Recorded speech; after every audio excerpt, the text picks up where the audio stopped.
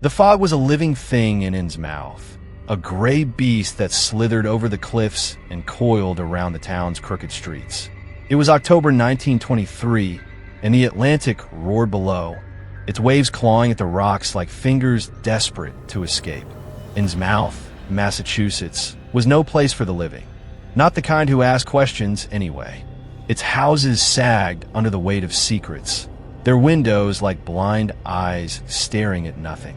The air was heavy with salt, rot, and something older, something that clung to the back of your throat and whispered in the quiet. This was a town where the shadows didn't just fall. They lingered, they watched, they waited. Detective Samuel Carver stood at the edge of the town square, his trench coat soaked through, his fedora dripping mist onto his shoulders. He was 42, with a face carved by hard years, cigarettes, whiskey, and cases that never closed clean. His eyes, gray as the fog, scanned the square. A cluster of shuttered shops, a tavern with a flickering sign, and locals who moved like they were underwater, their faces too pale, their gazes too sharp. Carver felt them watching him, sizing him up as he crossed the cobblestones.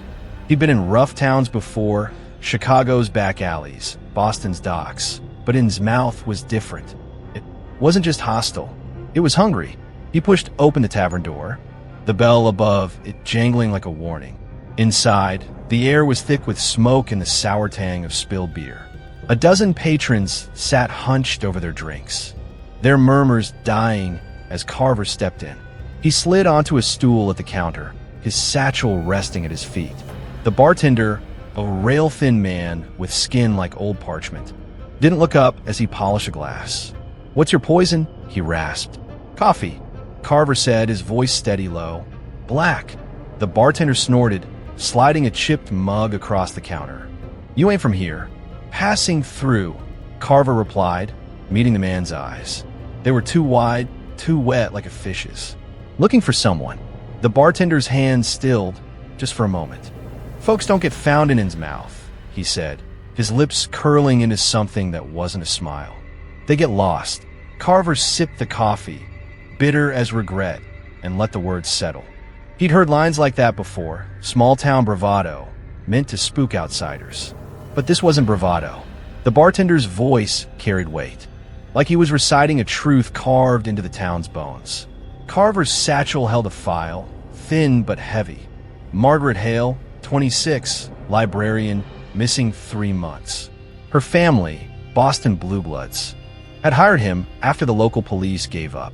Margaret's letters to her sister had painted a picture of Innsmouth that wasn't in any guidebook. Hooded figures on the cliffs. Strange chants carried by the wind. A sound from the sea that wasn't waves. The police called it delirium. Carver called it a lead. He left the tavern, the fog thicker now, swallowing the streetlights. His boots echoed on the wet cobblestones as he followed Margaret's last known address.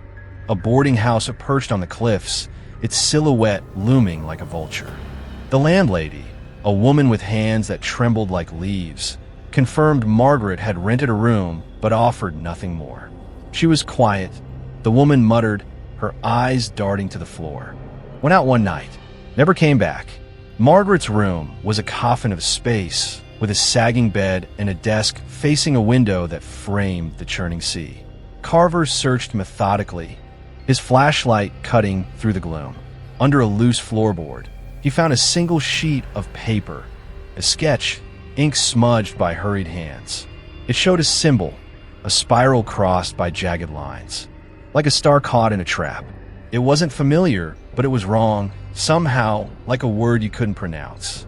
Carver folded it into his pocket, his fingers tingling where they'd touched the paper. He stepped onto the balcony, the wind biting through his coat. Below, the ocean was a black void, its waves crashing with a rhythm that felt alive, deliberate. Carver's hand rested on the revolver at his hip, a habit from years of chasing shadows. Margaret's final letter had mentioned a place, a stone chapel on the cliffs, where the townsfolk gathered in secret. She'd called it their temple. Carver's gut told him it was no coincidence. Night had fallen, the fog a solid wall now, muffling sound, blurring edges. Carver followed the cliff path, guided by Margaret's words, until he saw it. The chapel, a squat, stone thing half claimed by twisted trees. Its steeple leaned like a broken finger. Its windows boarded tight. The air grew heavier as he approached, pressing against his chest, slowing his steps. His flashlight flickered, the beam weak, as if the darkness were drinking it. The chapel door hung open, a black maw inviting him in. Inside, the air was damp, thick with the smell of mold and something metallic. Carver's light swept over dusty pews, a cracked altar, walls carved with that same spiral symbol. His pulse quickened, a steady drum in his ears. The floor was stained, dark and sticky, leading to a trapdoor behind the altar. He crouched, his fingers brushing the wood, and felt it, a faint vibration like a pulse from the earth. Below, a sound rose, soft at first, then clearer, a chant, low and guttural, in no language he knew. It wasn't human, not entirely. Carver's hand tightened on his revolver. He should have walked away, called for backup, wired Boston, anything. But Margaret Hale was down there, or answers were, and Carver had never left a case unfinished. He pried open the trapdoor, the hinges screaming, and stared into the black. A stone staircase spiraled down, slick with moisture, vanishing into the depths. The chant grew louder, pulling at him, promising truths he wasn't sure he wanted. He took a step, then another, the darkness closing around him like a fist. The fog, the town, the sea, they were all watching, waiting. Innsmouth wasn't just a place. It was a door, and Samuel Carver had just crossed the threshold. Chapter 1. The Whisper in the Fog. The fog clung to Innsmouth like a fever, heavy and unyielding, muffling the world beyond the cliffs. It was October 1923, and the town seemed to crouch under the weight of its own silence, its streets twisting through rows of warped houses that sagged as if exhausted. The air was sharp with salt and decay, a stench that burrowed into the lungs and stayed there. Samuel Carver stood at the edge of the town square, his trench coat damp against his shoulders, his fedora tilted low to shield his eyes from a mist. At 42, he carried the scars of a life spent chasing truths others preferred to bury, cigarette burns on his fingers, a faint limp from a Chicago alley brawl, and a weariness that no amount of coffee could shake. His gray eyes, sharp despite the years, scanned the square, a tavern with a creaking sign, shops with boarded windows, and locals who moved like shadows, their faces pale, their gazes too wet, too wide. They watched him, not with curiosity, but with a guarded intensity, as if he were an intruder in a place that belonged to something else. Carver crossed the cobblestones, his boots echoing in the stillness, and pushed open the tavern door. The bell above jangled, a brittle sound that drew every eye in the room. The air inside was thick with tobacco smoke and the sour bite of spilled whiskey, the kind of place where secrets festered. A dozen patrons sat hunched over their drinks, their murmurs fading as Carver took a stool at the counter. The bartender, a gaunt man with skin like old leather and eyes that gleamed unnaturally, didn't look up as he scrubbed a glass. "What's it gonna be?" he rasped, his voice like gravel underfoot. "Coffee," Carver said, his tone even practiced. "Black." The bartender snorted, sliding a chipped mug across the counter. The coffee was cold, bitter as ash, but Carver drank it anyway, letting the silence stretch. He felt the weight of the room, the unspoken questions in the patrons' sidelong glances. His satchel, resting at his feet, held a single file. Margaret Hale, 26, librarian, missing 3 months. Her family, Boston elites with more money than patience, had hired him when the Innsmouth police offered nothing but shrugs. Margaret's letters to her sister had been his only lead, pages filled with talk of hooded figures, strange symbols, and a sound from the sea that wasn't the tide. The police had called it a woman's hysterics. Carver knew better. He'd seen enough to know that fear, real fear, wasn't born of imagination. "You ain't from here," the bartender said, leaning forward, his hand stilling on the glass. It wasn't a question. "Passing through," Carver replied, meeting the man's gaze. Those eyes, too large, too unblinking, reminded him of the fish he'd seen gutted on Boston docks, cold and unfeeling. Looking for someone, the bartender's lips twitched, a smile that didn't reach his eyes. Folks don't get found in Innsmouth. They get lost. He turned away, resuming his work, but the words lingered, heavy as the fog outside. Carver drained his coffee and stood, leaving a coin on the counter. The patron's eyes followed him as he exited, their silence louder than any threat. Outside, the fog had thickened, swallowing the streetlights until they were mere smudges of yellow. He followed the directions in Margaret's file, his boots slipping on the slick cobblestones as he made his way to her last known address. A boarding house on the cliffs, its silhouette looming like a sentinel against the black sky. The sea roared below, a relentless churn that seemed to pulse through the earth itself, and Carver felt it in his chest, a rhythm that wasn't quite natural. The boarding house was a relic, its paint flayed by wind and salt, its windows rattling in their frames. The landlady, a woman with gray hair pulled tight and hands that trembled like caught birds, met him at the door. Her name was Mrs. Waite, and her voice was a brittle whisper as she confirmed Margaret had rented a room. "Quiet girl," she said, her eyes fixed on the floor. Kept to herself. Went out one night. Never came back. She offered nothing more, retreating into the house like a shadow when Carver asked to see the room. Margaret's room was small, oppressive, with a sagging bed and a desk pressed against a window that faced the sea. The air was damp, tinged with mildew, and the floorboards creaked under Carver's weight. He searched methodically, his flashlight cutting through the gloom, its beam catching dust motes that hung like ghosts. The desk was bare, the bed neatly made, but under a loose floorboard, he found something, a sheet of paper, its edges curled, bearing a sketch in hurried ink. It was a symbol, a spiral intersected by jagged lines, like a star trapped in a snare. It wasn't anything he recognized, not from his years in Chicago or the occult cases he'd brushed against in Boston, but it stirred something in him, a prickle of unease that crawled up his spine. He folded the paper and slipped it into his coat, his fingers tingling where they'd touched it.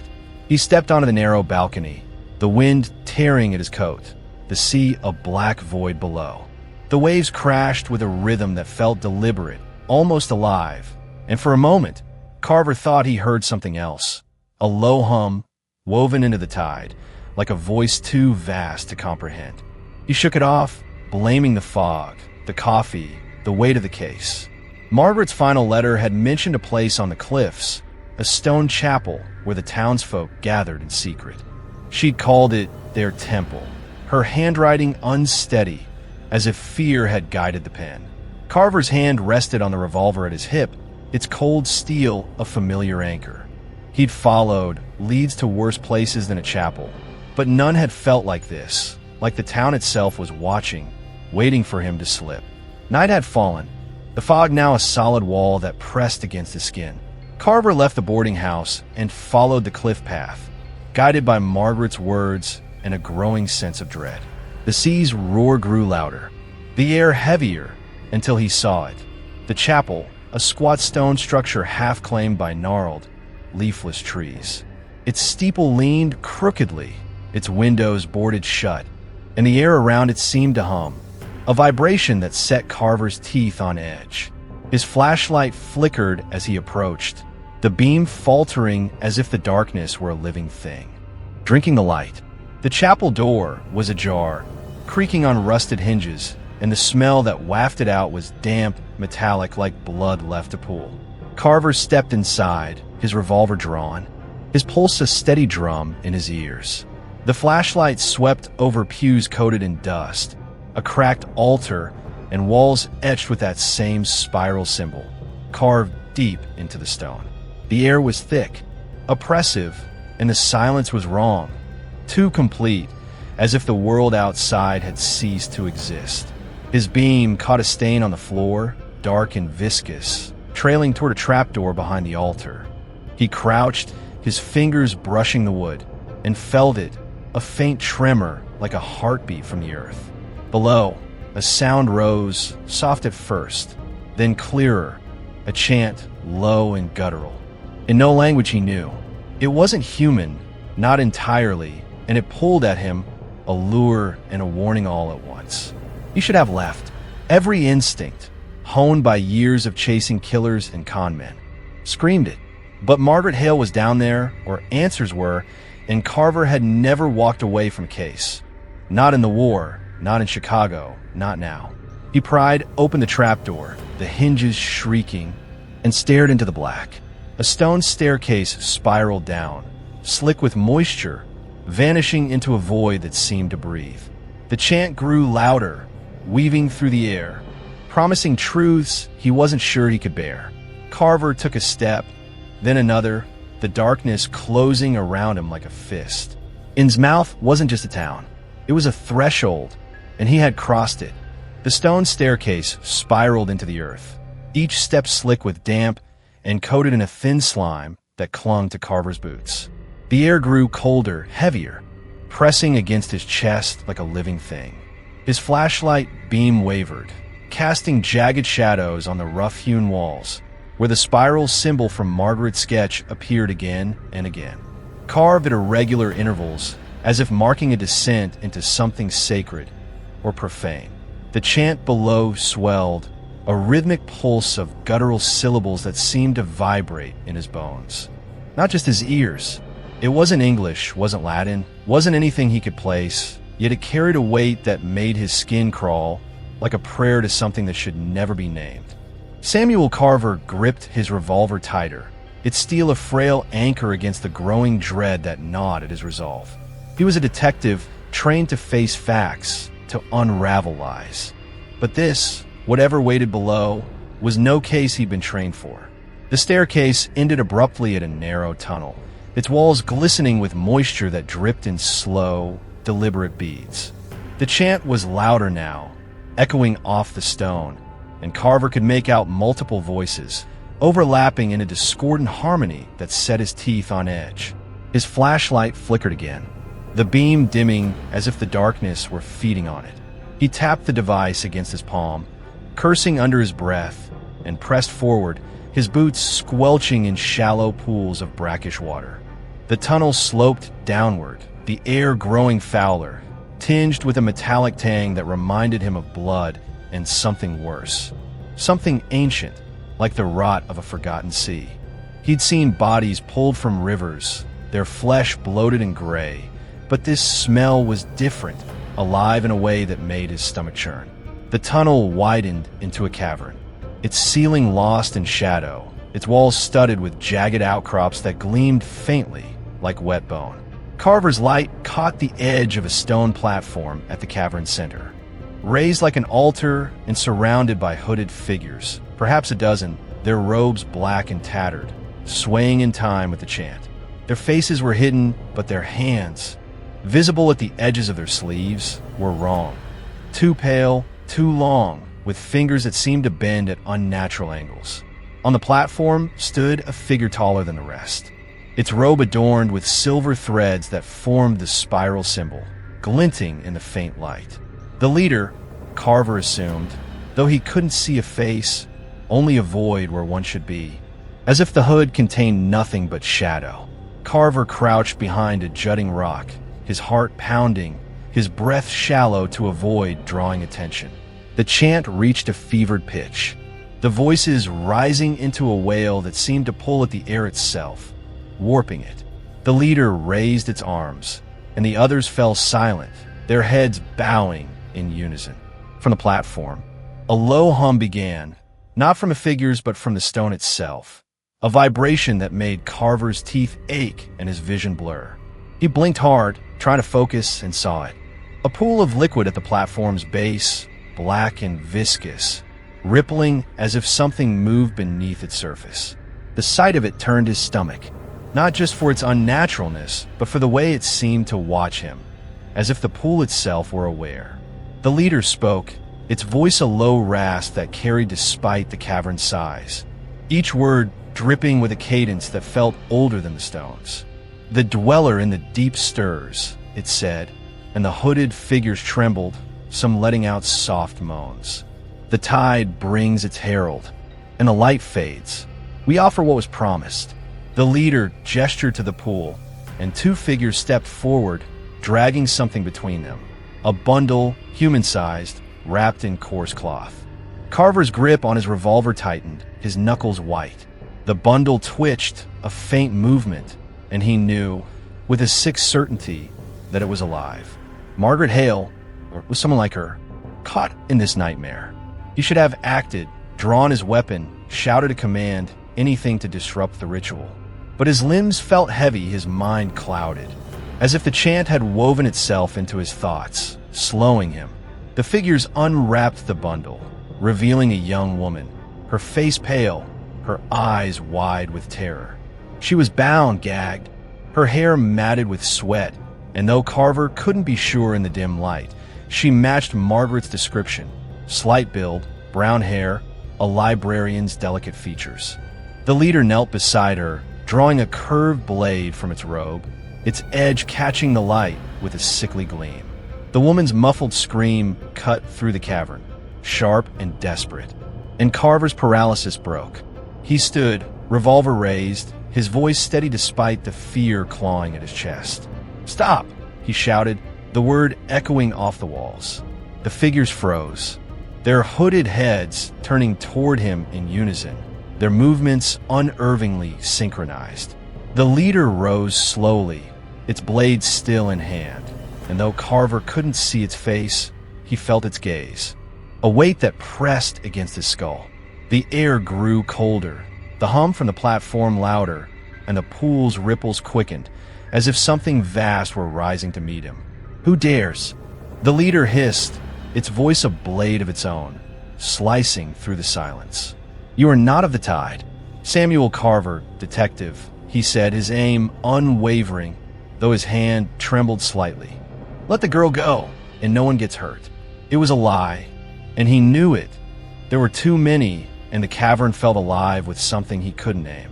But he'd faced down gangsters and madmen. He wasn't about to back down now, not with a life at stake. The leader tilted its head, as if amused, and the other figures began to murmur, their voices blending into a low drone that made Carver's head throb. "You seek the lost," the leader said, stepping closer, its robe trailing across the stone. "But the lost belong to the dweller, as will you."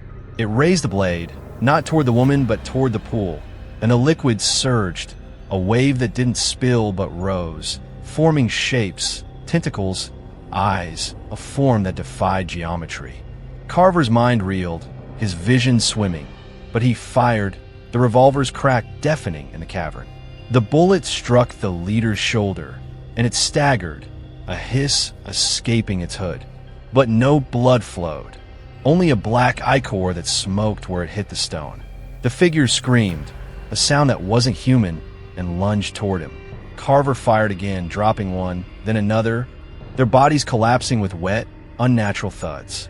He backed toward the tunnel, his flashlight lost in the chaos, the darkness closing in. The woman on the platform sobbed, her cries drowned by the hum, now a roar that shook the cavern. Carver reached the tunnel's mouth, his breath ragged, and glanced back. The leader stood upright, its wound gone, its blade raised as the pool's form grew, a shadow that wasn't just shadow, filling the cavern with a presence that made his blood run cold. He ran, the tunnel's walls blurring past, the chant pursuing him, louder, faster, until it felt like it came from inside his skull. The staircase loomed ahead, and he climbed, slipping on the slime, his hands scraping the stone. The air grew lighter, the chant fainter, and he burst through the trapdoor into the chapel, slamming it shut behind him. The silence was jarring, broken only by his gasping breaths and the distant crash of the sea. He stumbled outside, the fog swallowing him, and collapsed against a tree, his revolver still in hand, its barrel warm. The chapel stood silent, its door closed, as if nothing had happened. But Carver knew better. Margaret, or whoever that woman was still down there, and the thing they called the dweller was no myth. His hand went to his pocket, where the sketch of the spiral symbol rested, now crumpled and damp. He'd seen something tonight, something that didn't fit in any report, any sane world. Innsmouth wasn't just a town hiding a cult. It was a wound, bleeding something older than time. Carver stood, his legs unsteady, and started back toward the boarding house.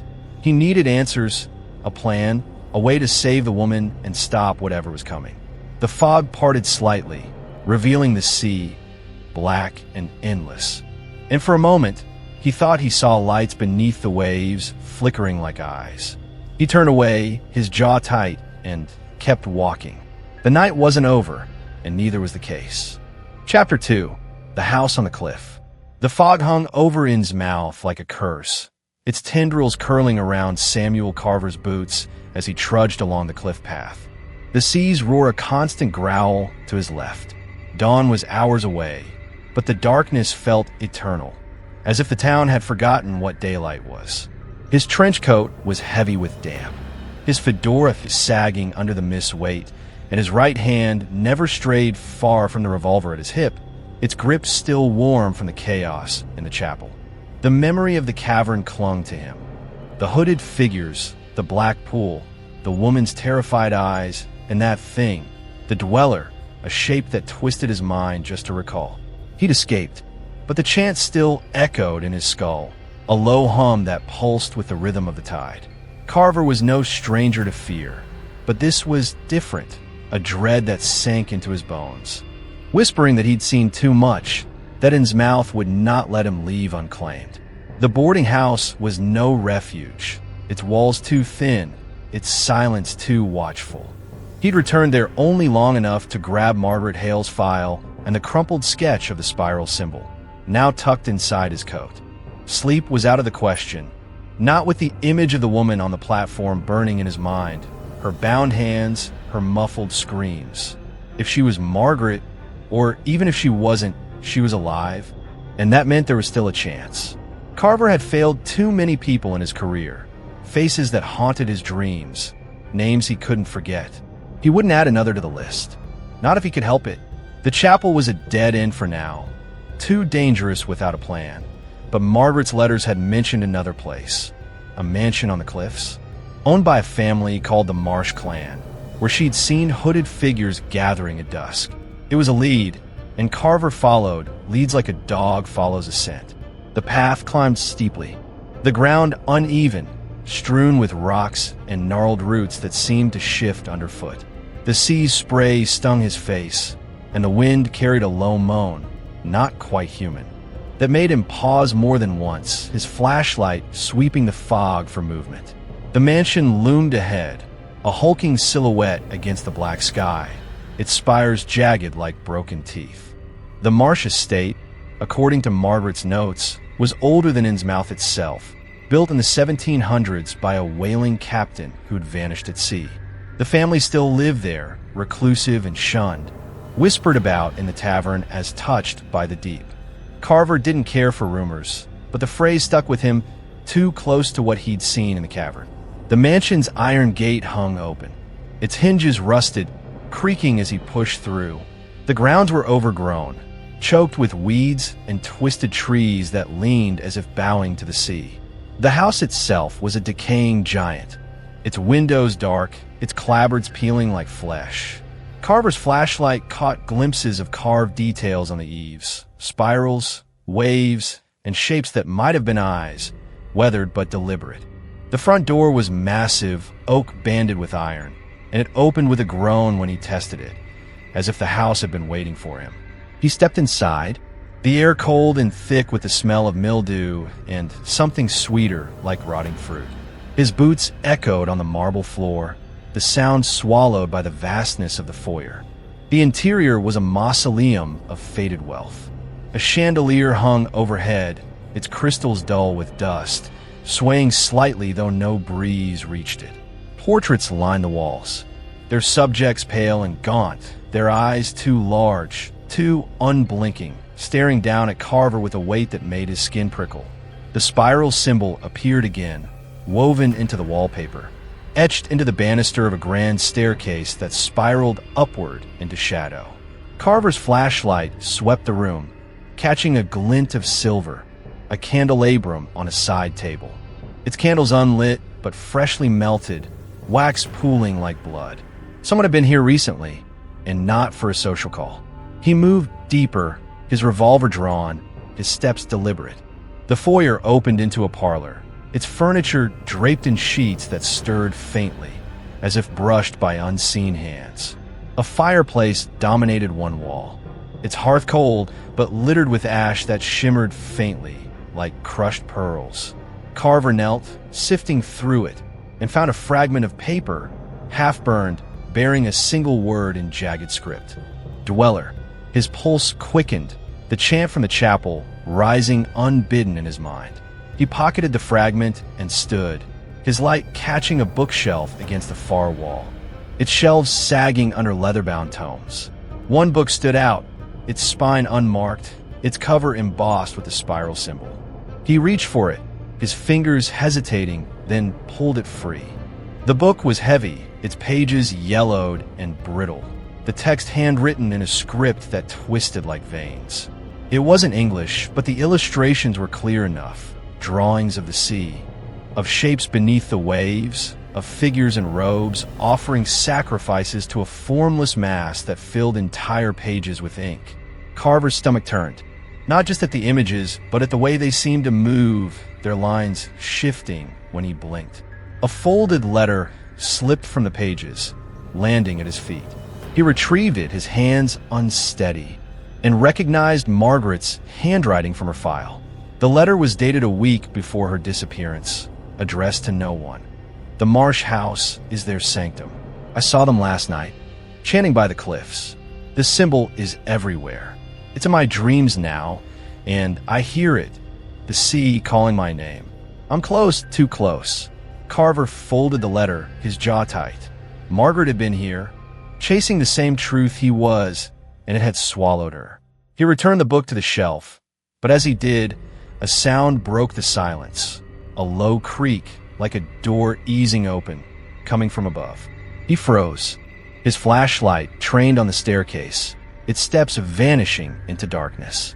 The creak came again, deliberate, followed by a faint shuffle, as if something heavy were dragging itself across the floor. His revolver felt inadequate, a child's toy against the weight of this place, but he moved toward the stairs, driven by the same stubborn instinct that had kept him alive through Chicago's worst nights. The staircase groaned under his weight, each step amplifying the house's oppressive silence. The air grew colder as he climbed, the smell of rot stronger, mingling with a metallic tang that set his nerves on edge. At the landing, a hallway stretched into shadow, lined with closed doors, their handles tarnished but etched with the spiral symbol. The shuffling sound came again, closer now, from a door at the hall's end. Carver approached, his flashlight flickering. The beam catching glimpses of peeling wallpaper and portraits that seemed to follow his movement, their eyes glinting like wet glass. He reached the door, its wood warped and stained, and pressed his ear to it. The shuffling stopped, replaced by a low hum, not unlike the chant from the chapel, but softer, more intimate, as if meant for him alone.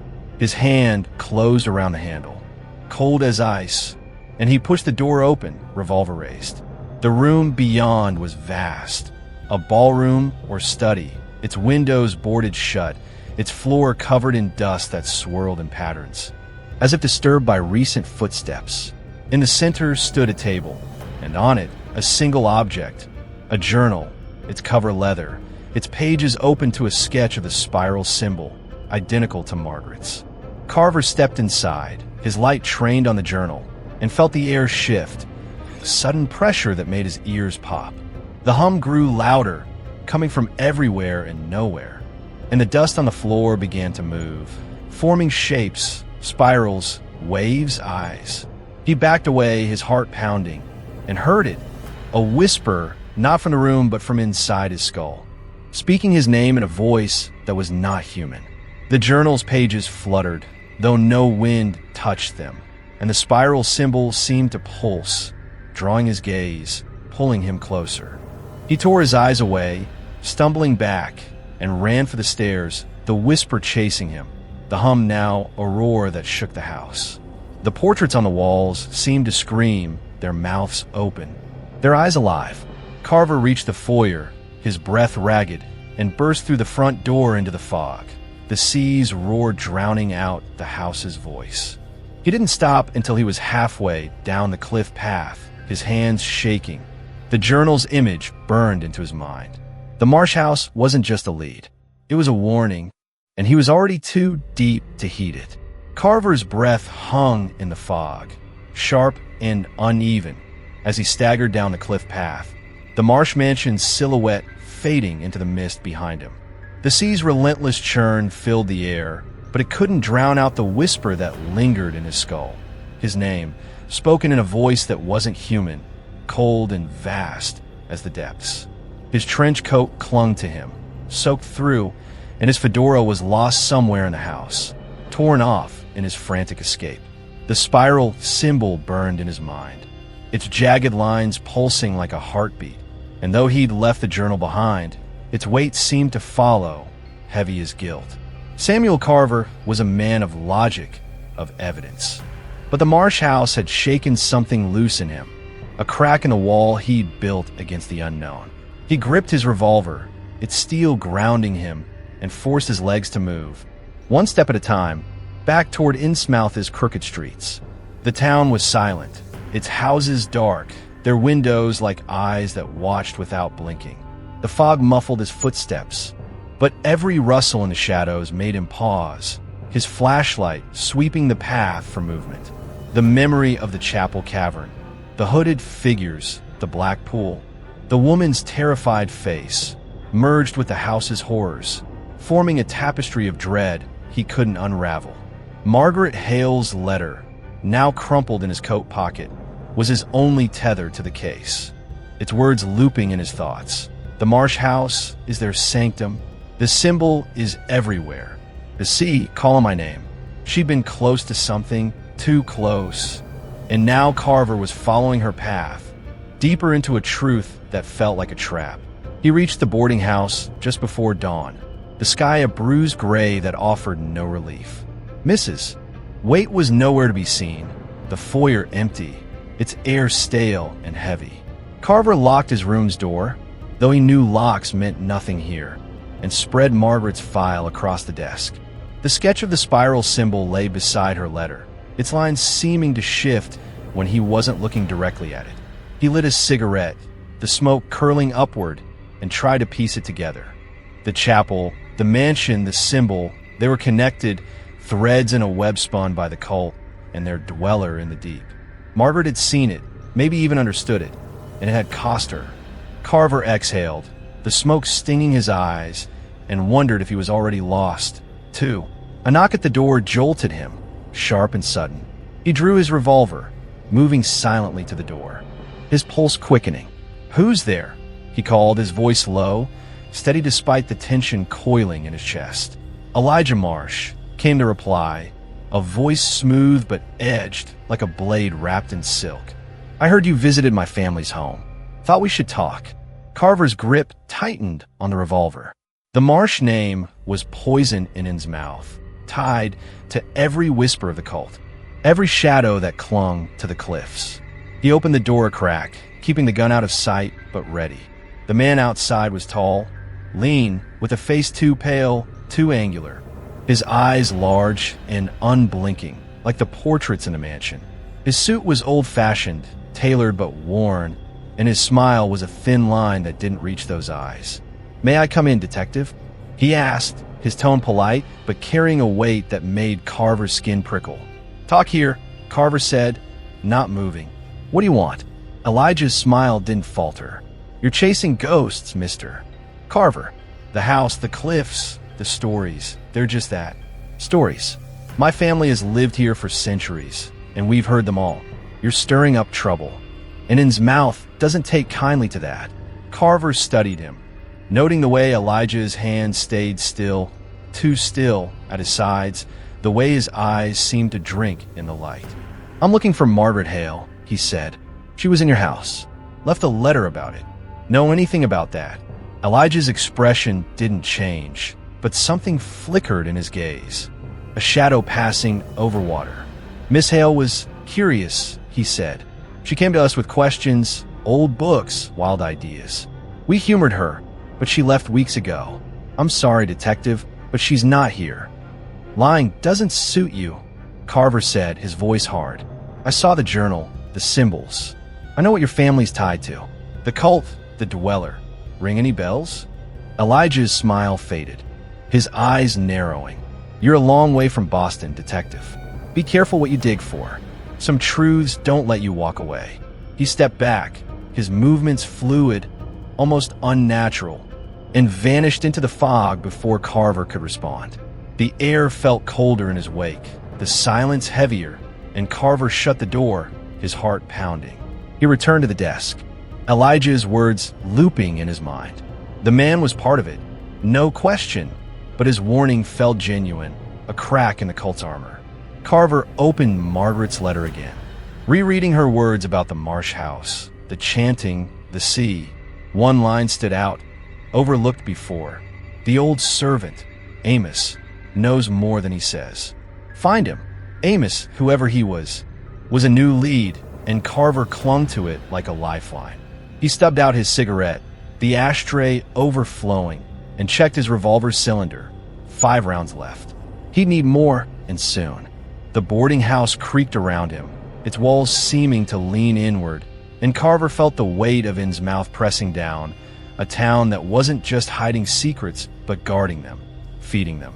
He needed to find Amos, but the marsh house wasn't done with him yet. Margaret's letter mentioned a hidden room, one she'd glimpsed through a crack in the parlor wall, filled with relics and things that moved in the dark. Carver didn't want to go back, not after the whisper, the dust, the eyes in the portraits, but the case demanded it. And so did the woman in the cavern, her face a ghost in his memory. He left the boarding house as the fog began to thin, revealing a sky the color of ash. The cliff path was treacherous in the half-light. The seas roar louder now, almost mocking. The marsh mansion came into view, its spires piercing the mist, and Carver felt it again. That hum, low and insistent, like the chant from the chapel, but deeper, woven into the earth.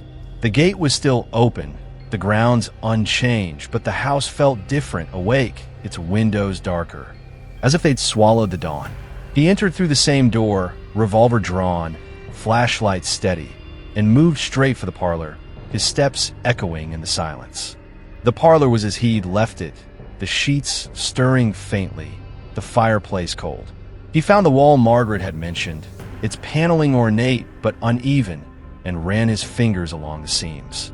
A faint click rewarded him, and a section of the wall swung inward, revealing a narrow passage, its air thick with the smell of salt and decay. Carver stepped inside, the passage sloping downward, its walls damp and etched with a spiral symbol, glowing faintly in the flashlight's beam. The hum grew louder, a vibration that made his teeth ache, and he knew he was close to something. Answers, or damnation. The passage ended at a door, iron and heavy, its surface carved with scenes of the sea. Waves, tentacles, a formless mass that made Carver's head swim. He pushed it open, the hinges screaming, and stepped into a chamber, its walls lined with shelves of artifacts, bones, shells, stones, all marked with the spiral. In the center was a pedestal, and on it a statue, small but grotesque, a hybrid of fish and man, its eyes glinting like wet obsidian. The hum came from it, a sound that wasn't sound, and Carver felt the whisper again, his name pulling him closer. He backed away, his flashlight flickering, and saw it, a shadow in the corner, moving, human but not, its eyes too large, its hands too long. Amos, Carver called, his voice steady but thin. The shadow paused, then stepped into the light, revealing a man, old and hunched, his face a map of scars, his eyes like Elijah's but clouded with fear. "You're Amos," Carver said, not a question. "Margaret sent me." Amos's lips trembled, his voice a whisper. "You shouldn't be here. The deep takes what it wants." He glanced at the statue, his hands shaking. "She saw it too. Now it sees you." Carver's revolver stayed trained on him, but the old man's fear was real, a mirror of his own. "Tell me," Carver said. "The Dweller, the cult. What are they planning?" Amos opened his mouth, but the hum surged, a roar that shook the chamber, and the statue's eyes flared, bright as stars. Amos screamed, clutching his head, and Carver felt it too, a pressure, a voice, promising truths and oblivion. He stumbled back, the world tilting, and ran, the passage blurring, the house alive with whispers. He burst into the fog, Amos's scream echoing, and Innsmouth was closing its jaws around him. The fog swallowed Carver as he stumbled from the marsh mansion, his lungs burning, the seas roar a mocking pulse in his ears. The hum from the statue clung to him, a vibration that thrummed in his chest, and Amos's scream, raw, broken, echoed in his mind, louder than the wind tearing at his coat. He clutched his revolver, its weight a fading tether to the world he understood, but the spiral symbol, the statue's glinting eyes, and that voice, vast and cold, had cracked something in him. Samuel Carver was a man of evidence, of cases solved by grit and logic, but Innsmouth was no case. It was a wound in reality, bleeding something older than reason. His boots slipped on the cliff path's wet stones, and he caught himself against a gnarled tree, its bark slick and unnaturally warm, as if it had a pulse. The mansion loomed behind him, its spires cutting through the fog like claws, and he felt its gaze, a house that wasn't just alive but aware, watching him run. He didn't stop until he reached the town's edge, where the cobblestones began, slick and uneven underfoot. The fog was thinner here, revealing Innsmouth's sagging houses, their windows dark but not empty. Shapes moved behind them, too quick, too wrong, like shadows cast by something unseen.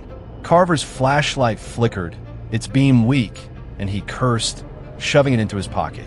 The revolver stayed in his hand, a frail shield against the dread coiling in his gut. Amos's words, the deep takes what it wants, looped in his thoughts, tangled with Margaret's letter and the journal's grotesque sketches. The cult, the Dweller, the Marsh family. They were pieces of a puzzle, but the picture they formed was too vast, too alien for his mind to hold. He needed a plan, a next step, but every lead in Innsmouth seemed to pull him deeper into the dark. The boarding house was his only refuge, though its walls felt flimsy, its silence predatory. He locked the door behind him, the click too loud in the empty foyer, and climbed the stairs to his room, his steps heavy, deliberate. Mrs. Waite was absent again, her absence a pattern he didn't trust. In his room, he spread Margaret's file, her letter, and the sketch of the spiral symbol across the desk, their edges curling in the damp air. The cigarette he lit trembled slightly in his fingers, its smoke curling upward, stinging his eyes as he stared at the symbol. It seemed to pulse, a trick of the light or his fraying nerves, and he forced himself to look away, focusing on Amos's warning. The old man knew something, maybe everything, but fear had silenced him, or the statue had, its eyes burning with a light that wasn't light, a presence that had nearly pulled Carver under. He exhaled, the smoke thick, and tried to piece it together. The chapel's cavern, the marsh house, the artifacts, they were all tied to the Dweller in the Deep, a name that carried weight beyond myth. Margaret had been chasing it, her letter proof of her obsession, and now Carver was caught in the same web. Amos was the key, but going back to the mansion was suicide, not after what he'd felt in that chamber. Elijah Marsh's visit gnawed at him, too. The man's smooth threat, his unblinking eyes, his claim that Margaret had left weeks ago. Lies, all of it, but lies told with purpose, to scare him off or lure him deeper. Carver stubbed out his cigarette, the ashtray spilling ash, and checked his revolver for rounds left. He needed to find a gun shop, or at least a hardware store, but Innsmouth didn't strike him as a place that welcomed outsiders buying weapons. A sound broke his thoughts, a low creak, not from the house but outside. Beneath his window, he froze, his hand on the revolver, and moved to the window, its glass fogged with condensation. He wiped it clear, peering into the street below. The fog swirled, revealing glimpses of cobblestones, a lamppost, and then movement, A figure, hooded and stooped, shuffled across the street, its robes trailing like seaweed. It paused, turning toward the boarding house, and though Carver couldn't see a face, he felt its gaze, a pressure that made his breath catch. The figure raised a hand, its fingers too long, too pale, and traced a shape in the air, the spiral symbol, glowing faintly before dissolving into the mist. Then it was gone, melting into the fog as if it had never been.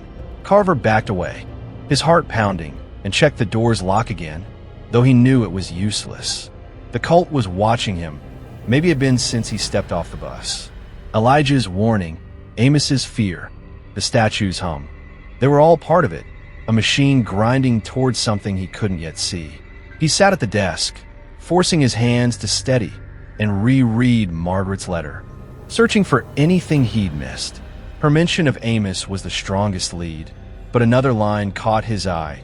The cliffs at dusk, where they gather. The cave below the marsh house. It's where they keep their secrets. A cave, not the mansion's hidden chamber, but something else, carved into the cliffs, accessible only by sea or a hidden path. He stood, pocketing the letter and sketch, and grabbed his coat. The boarding house felt smaller, its walls closing in, and he couldn't stay, not with the cult's eyes on him. The cliffs were his next move, dangerous but necessary. He slipped out the back door, avoiding the main street, and followed a narrow alley that wound toward the sea.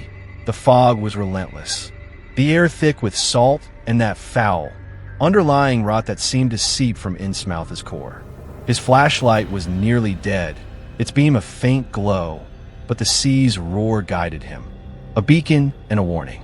The cliffs rose ahead, jagged and black, their edges crumbling into the churning waves below. Carver found a path, barely a ledge, winding down the cliff face, its stones slick with spray.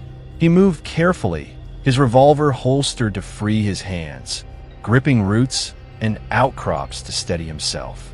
The path ended at a cave mouth, half hidden by a curtain of seaweed, its entrance wide enough for a man but low, forcing him to crouch. The air inside was damp, heavy with the smell of salt and something metallic, like blood left to pool.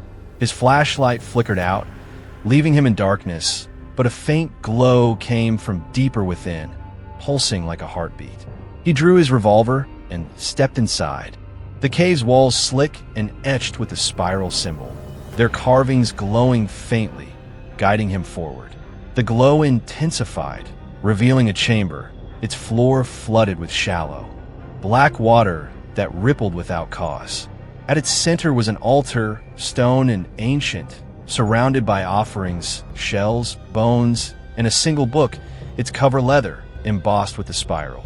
Carver approached, his boots splashing, and opened the book, its pages filled with the same alien script he'd seen in the mansion, alongside sketches of a vast shape beneath the sea. Its eyes countless, its form defying reason. A name was written, over and over, Dweller in the Deep. The water surged, a sudden wave that knocked him back, and the glow flared, blinding. Carver shielded his eyes, his revolver raised, and saw them. Figures emerging from the shadows, hooded, their hands glistening like fish scales. They chanted, their voices the same guttural drone from the chapel, and the altar began to hum, a sound that shook the cave, cracking the walls. Carver fired, the shot deafening, and one figure fell. Its head slipping to reveal a face, human but not, its eyes too large, its mouth a slit that gaped too wide. The others advanced, unafraid, and the water rose, cold and alive, wrapping around his legs. He turned to run, but the cave mouth was gone, sealed by stone or something worse.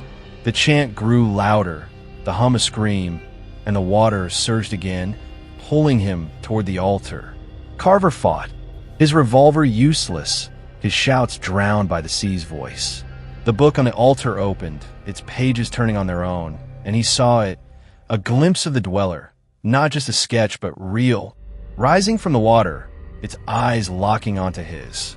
His mind buckled, a scream tearing from his throat, and then darkness. He woke on the cliff path, the sea crashing below, the fog thick around him.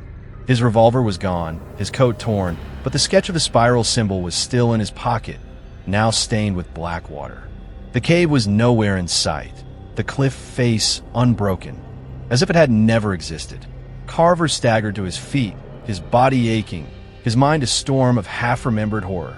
The Dweller had seen him, and he'd seen it, and nothing would be the same. Chapter 3. Beneath the Hollow Church.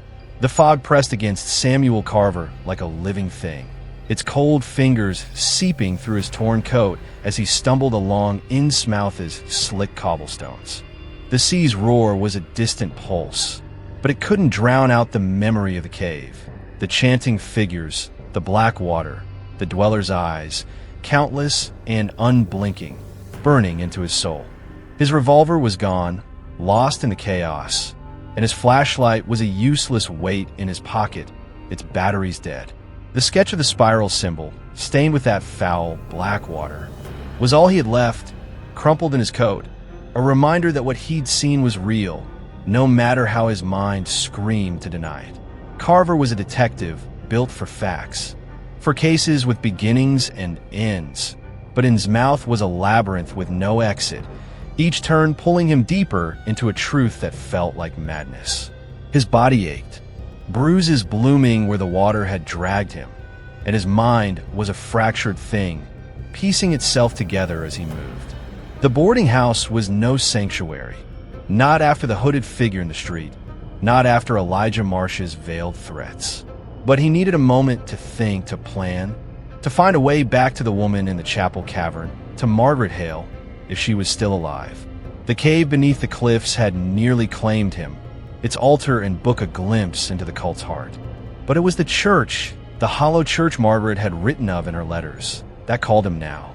She described it as their true temple, a place where the cult's rituals went beyond chance, where the Dweller's presence was strongest. Carver's jaw tightened, his hands clenching into fists. He'd lost his gun, but not his resolve. The case wasn't over. He avoided the main streets, slipping through alleys where the fog hung thick, muffling the creak of rotting fences and the drip of water from sagging eaves. Innsmouth's houses loomed like silent judges, their windows dark but alive with faint movements, curtains twitching, shadows shifting, eyes that weren't human. Carver's breath was shallow, his senses sharp despite the exhaustion clawing at him.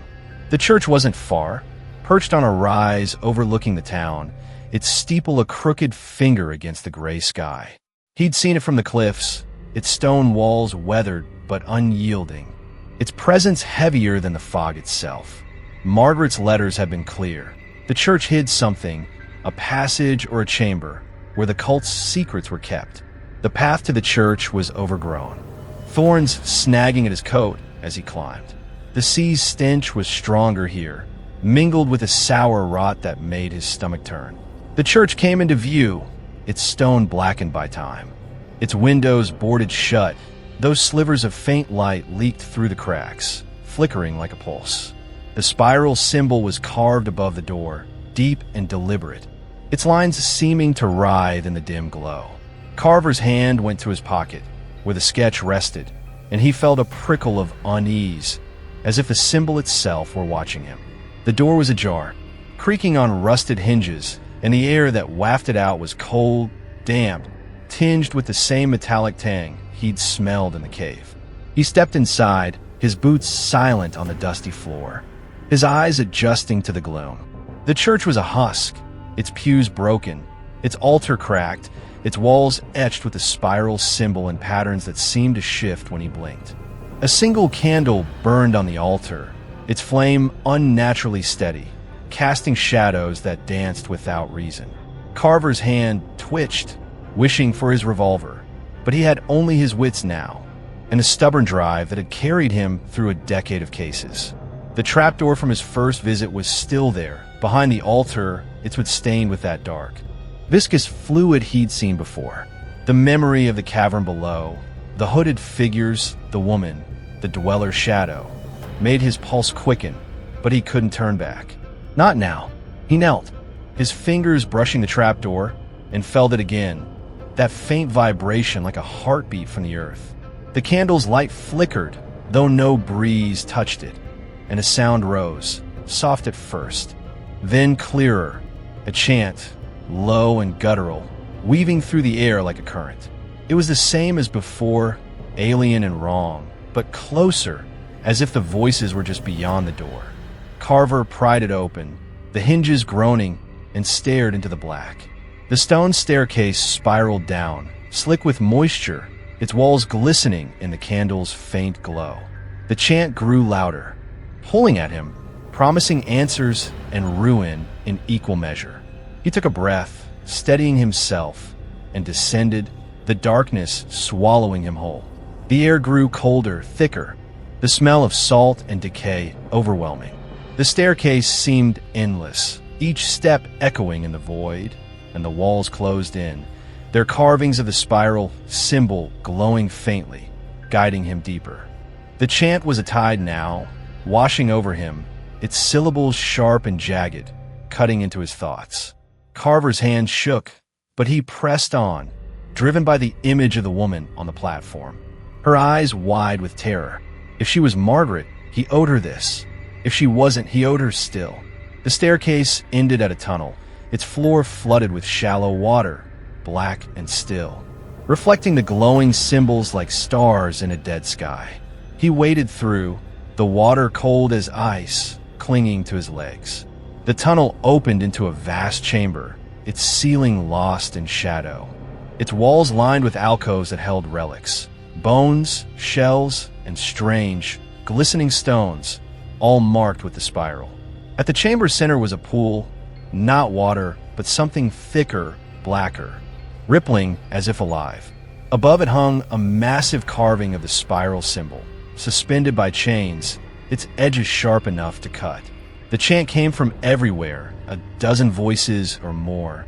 But the chamber was empty, the singers hidden or gone. Carver's breath caught, his mind reeling at the silence beneath the chant, a silence that wasn't empty but waiting. He approached the pool, his reflection distorted in its surface, his face twisted into something not his own. The water moved a slow swirl, and he saw it, a shape beneath, vast and formless, its edges blurring into the dark. The chant surged, a scream now, and the carving above began to spin, its chains creaking, its symbol pulsing with a light that wasn't light. Carver's head throbbed, his vision swimming, and he heard it, his name, whispered by that same voice from the marsh house, cold and endless, promising truths he couldn't bear. He stumbled back, his hands over his ears, but the voice was inside him, filling the cracks in his mind. A sound broke through, a scream, human, desperate, from deeper in the chamber. Carver's eyes snapped to a passage beyond the pool, its mouth glowing faintly, the chant louder there. He moved toward it, the water splashing around his boots, the voice in his head growing fainter but not gone. The passage was narrow, its walls slick with slime, and it sloped downward, the air growing fouler, the chant a physical weight. He emerged into a smaller chamber, its floor dry, its walls covered in carvings of the dweller, a mass of eyes and tentacles, a god or a monster, its form defying reason. In the center was a stone slab, and on it the woman from the chapel, bound and gagged, her eyes wide with fear. Carver rushed to her, his hands fumbling with the ropes, his voice low and urgent. "Hold on, I'm getting you out." Her eyes met his, not Margaret's but familiar, a face he'd seen in photographs. Clara Reed, another missing person from the file, a teacher who'd vanished a month before Margaret. She whimpered, her gag muffling her words, and Carver tore it free, his fingers shaking. "Who are they?" he asked, working at the knots. "What do they want?" Clara's voice was a rasp, raw from screaming. "The dweller, it's coming. They need us to open the way." Her eyes darted to the passage, terror flooding her face. "They're here." Carver turned, too late. Figures emerged from the shadows, hooded and silent, their hands glistening, their movements too fluid. The chant returned, louder, and the pool in the other chamber surged, its ripples shaking the walls. Carver stood, shielding Clara, his fists raised, no gun but plenty of fight left. The figures stopped, their hoods hiding faces he didn't want to see, and one spoke. Its voice the same as the leaders from the chapel, a hiss that cut through the air. "You cannot stop the tide, detective. The Dweller claims its own." Carver's jaw tightened, his voice steady. "Try me." The figures advanced, and the chamber shook, the Dweller's presence closer now, its eyes watching from the dark. The chamber pulsed with the chant, a relentless tide of sound that seemed to claw at Samuel Carver's sanity, each syllable a hook sinking deeper into his mind. The hooded figures stood motionless, their glistening hands hanging at their sides, their faceless hoods swallowing the faint glow from the carved walls. Behind him, Clara Reed trembled on the stone slab. Her wrists, raw from the rope's Carver, had only half untied before the cultists appeared. The air was thick, heavy with the stench of salt and decay, and the black pool in the adjacent chamber churned, its ripples slapping against the stone with a rhythm that matched the chant, deliberate, alive, hungry. Carver's fists were raised, his body coiled, but without his revolver. He was a man facing a storm with nothing but his will. The Dweller's presence was a weight in the room, not just a name but a force, its countless eyes lurking in the shadows, watching, waiting. He'd seen it in the cave, felt it in the marsh house, and now it was here, closer, its voice a whisper that curled around his thoughts, promising oblivion. The lead figure spoke again, its voice a rasp that cut through the chant like a blade. "The tide rises, detective. You cannot hold it back. Join us, or be swept away." Its hood tilted slightly as if studying him, and though no face was visible, Carver felt its gaze, a pressure that made his skull ache. The other figures shifted, their movements synchronized, their robes trailing across the stone like seaweed dragged by a current. Clara whimpered, her breath hitching, and Carver stepped closer to her, shielding her from the advancing cultists. His eyes darted to the passage behind them, the only exit, but the pool's glow cast writhing shadows across it, and he knew escape wouldn't be simple. Not here, not now. "I'm not joining anything," Carver growled, his voice steady despite the fear gnawing at his gut. "Let her go, and maybe you walk out of here." It was a bluff and a weak one, but he talked his way out of worse in Chicago's back alleys. The cultists didn't react, their silence more unnerving than any threat. The chant swelled, the walls trembling, and the spiral carvings glowed brighter, their lines pulsing like veins. Clara clutched his arm, her fingers digging into his coat. "They won't stop," she whispered, her voice cracking. "The Dweller, it's already here." Carver's jaw tightened, his mind racing. Clara's words echoed Amos's warning. The deep takes what it wants, and the book sketches the statue's eyes. The cave's altar. The cult wasn't just worshipping a myth, they were summoning it, and Clara was part of the ritual, maybe the key. He glanced at the slab, its surface etched with the spiral symbol, stained with dark smears that weren't water. The pool surged again, a low roar shaking the chamber, and the lead figure raised a hand, its fingers too long, too pale, glistening like the underbelly of a fish. "The Dweller demands tribute," it said. "Her blood will open the way. Yours will follow."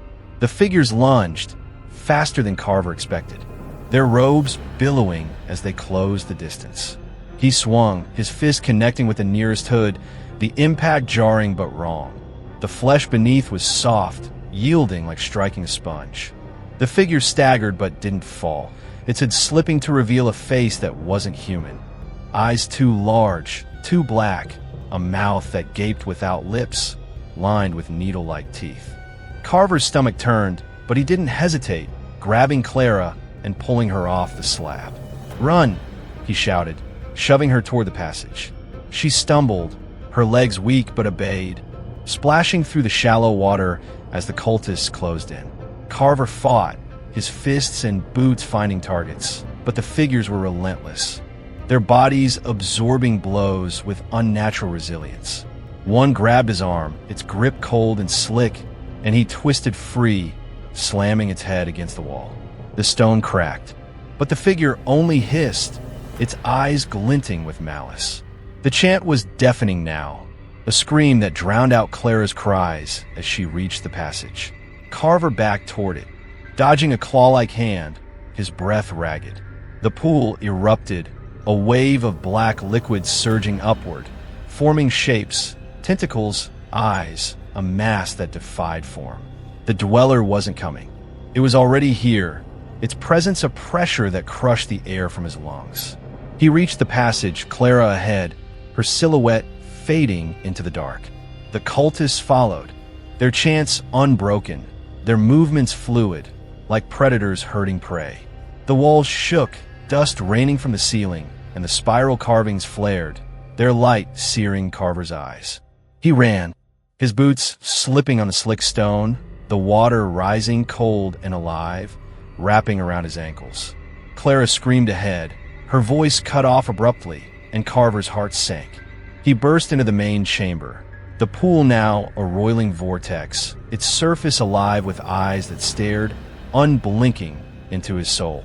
Clara was on her knees, a cultist holding her, its hand around her throat, its hood thrown back to reveal that same grotesque face. Carver charged, tackling the cultist, his weight driving it to the ground. Clara scrambled free, sobbing, and he shouted, "Keep going!" She ran for the tunnel, and Carver grappled with the creature, its strength unnatural, its skin slick and cold. He drove his knee into its chest, feeling something crack, and rolled away, scrambling to his feet. The other cultists were close, their chants a wall of sound, and the pool's eyes multiplied, their gaze a physical force that slowed him. Like wading through tar, he reached the tunnel, the water now knee-deep, and saw Clara ahead, her movements frantic but slowing, her strength fading. The staircase loomed, its steps slick with slime, and Carver half-carried Clara, his arm around her waist, her weight dragging him down. The cultists' chants followed, closer, and the pool's roar shook the earth. Cracks spiderwebbing across the tunnel walls. "Don't look back," Carver grunted, his voice hoarse, but Clara was trembling, her eyes wide with terror, fixed on something behind them. He risked a glance and wished he hadn't. A shape, vast and formless, filled the chamber, its tentacles coiling through the water, its eyes a constellation of malice. The dweller wasn't just watching now. It was moving, reaching. They reached the trapdoor, Carver shoving Clara through first, his hands shaking as he climbed after her. The church's dusty air was a relief, but the chant was still there, muffled but unbroken, vibrating through the floor. He slammed the trapdoor shut, dragging a broken pew across it, knowing it wouldn't hold for long.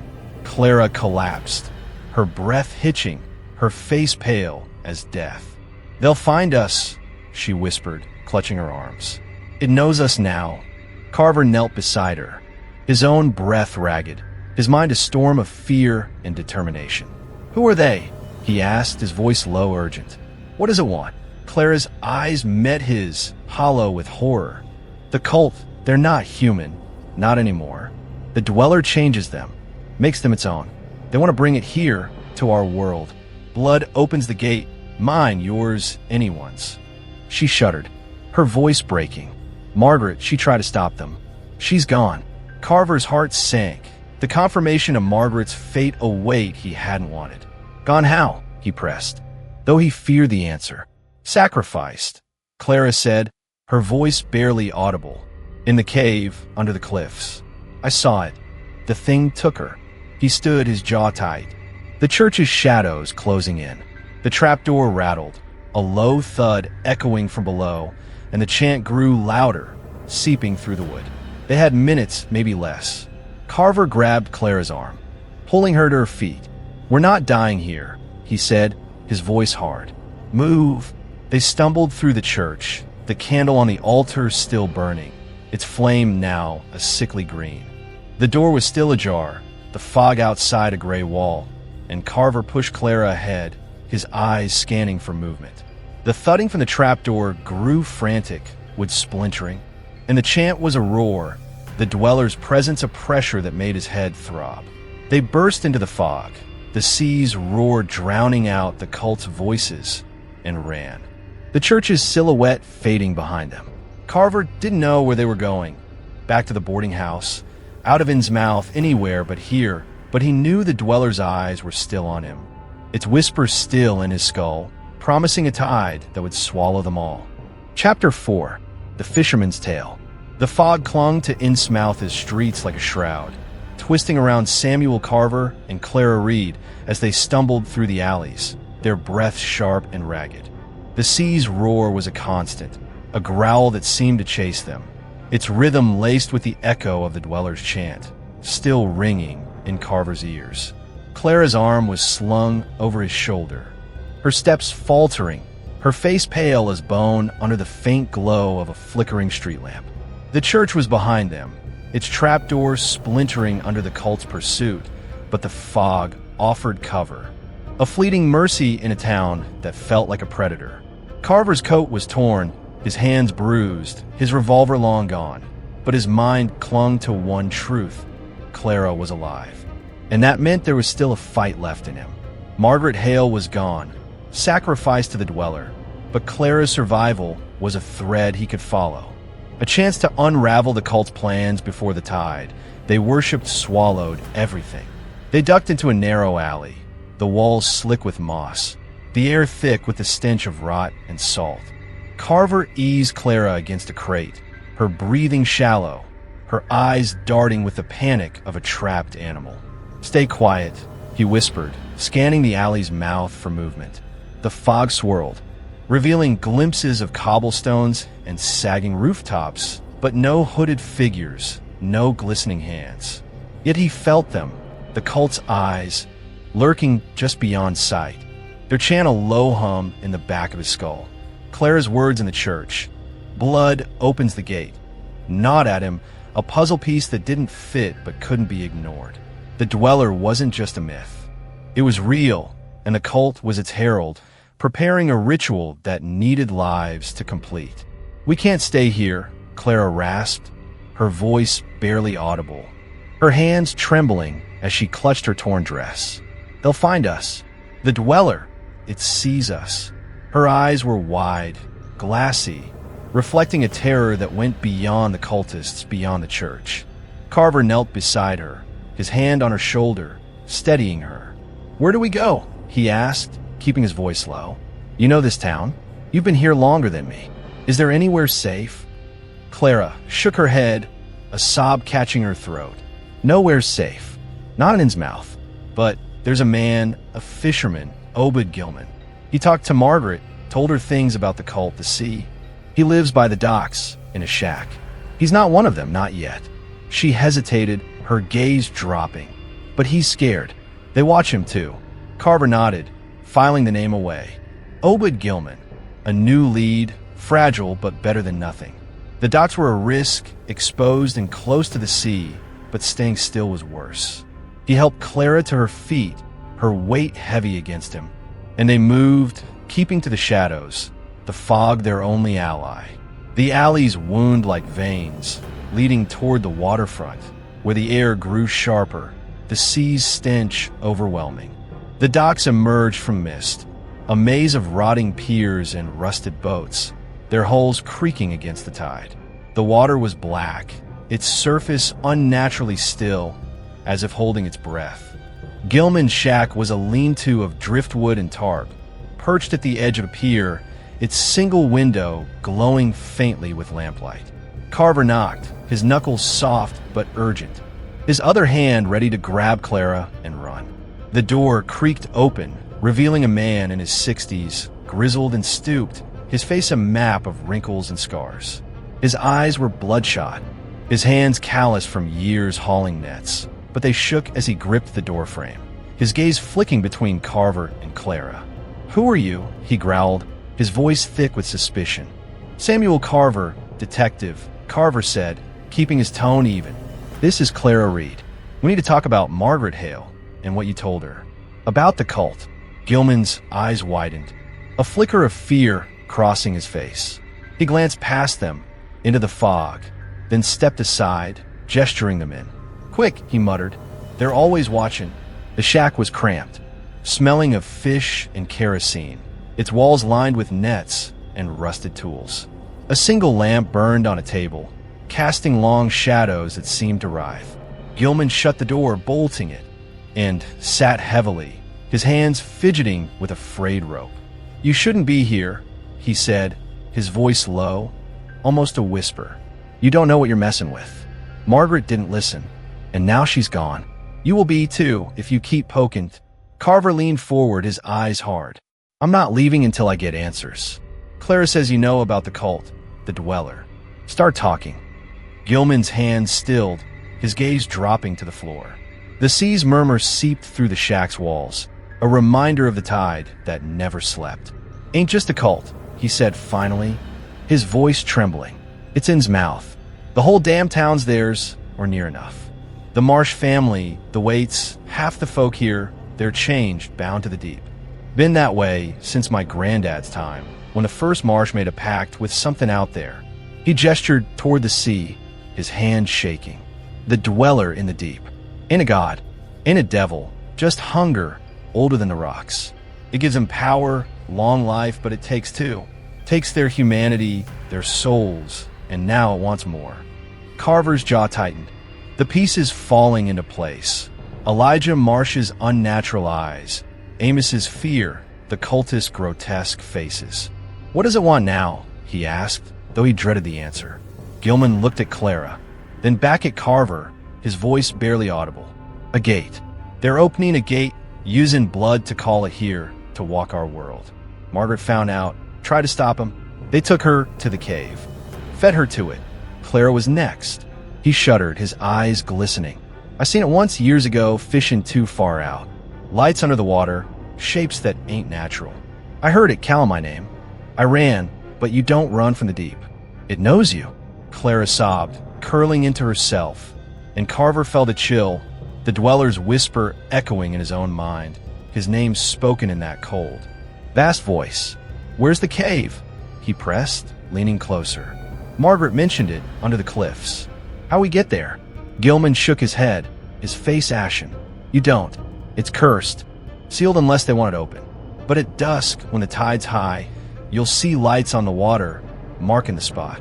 That's when they gather, chant in, bleed in for their god." He paused, his eyes locking onto Carver's. "You go there, you're dead. Or worse." Carver stood, his mind racing. The cave was the heart of it, where Margaret died, where the cult's ritual was building to something final. He glanced at Clara, her face buried in her hands, and knew he couldn't leave her here, not with the cult hunting them. "We're going," he said, his voice firm. "You're coming with us, Gilman. You know the cliffs, the sea. Help us, or we're all finished." Gilman's face twisted, fear warring with resignation. "You're mad," he muttered, but he stood, grabbing a lantern and a rusted knife from the table. "Tide's rising. We got maybe an hour before they start." He unbolted the door, the fog spilling in, and led them out, the pier creaking under their weight. The docks were silent, the boats still, but the sea was alive, its surface rippling with faint lights, green, sickly, pulsing like a heartbeat. Carver's stomach turned, the Dweller's presence closer now, its eyes watching from the depths. Gilman pointed to a path along the cliffs, narrow and treacherous, leading to a cove below. "That's where the lights'll be," he said, his voice shaking. "God help us." They moved, the fog cloaking them, the sea's roar drowning their steps. Carver kept Clara close, her hand gripping his, her fear a mirror of his own. The lights grew brighter, their glow unnatural, and the chant returned, faint but growing, a call to the deep that promised no return. Carver's heart pounded. The case no longer just a job, but a fight for survival, for a world that didn't yet know it was drowning. The cliff path was a jagged scar cut into the rock, slick with sea spray and crumbling underfoot as Samuel Carver, Clara Reed, and Obed Gilman descended toward the cove.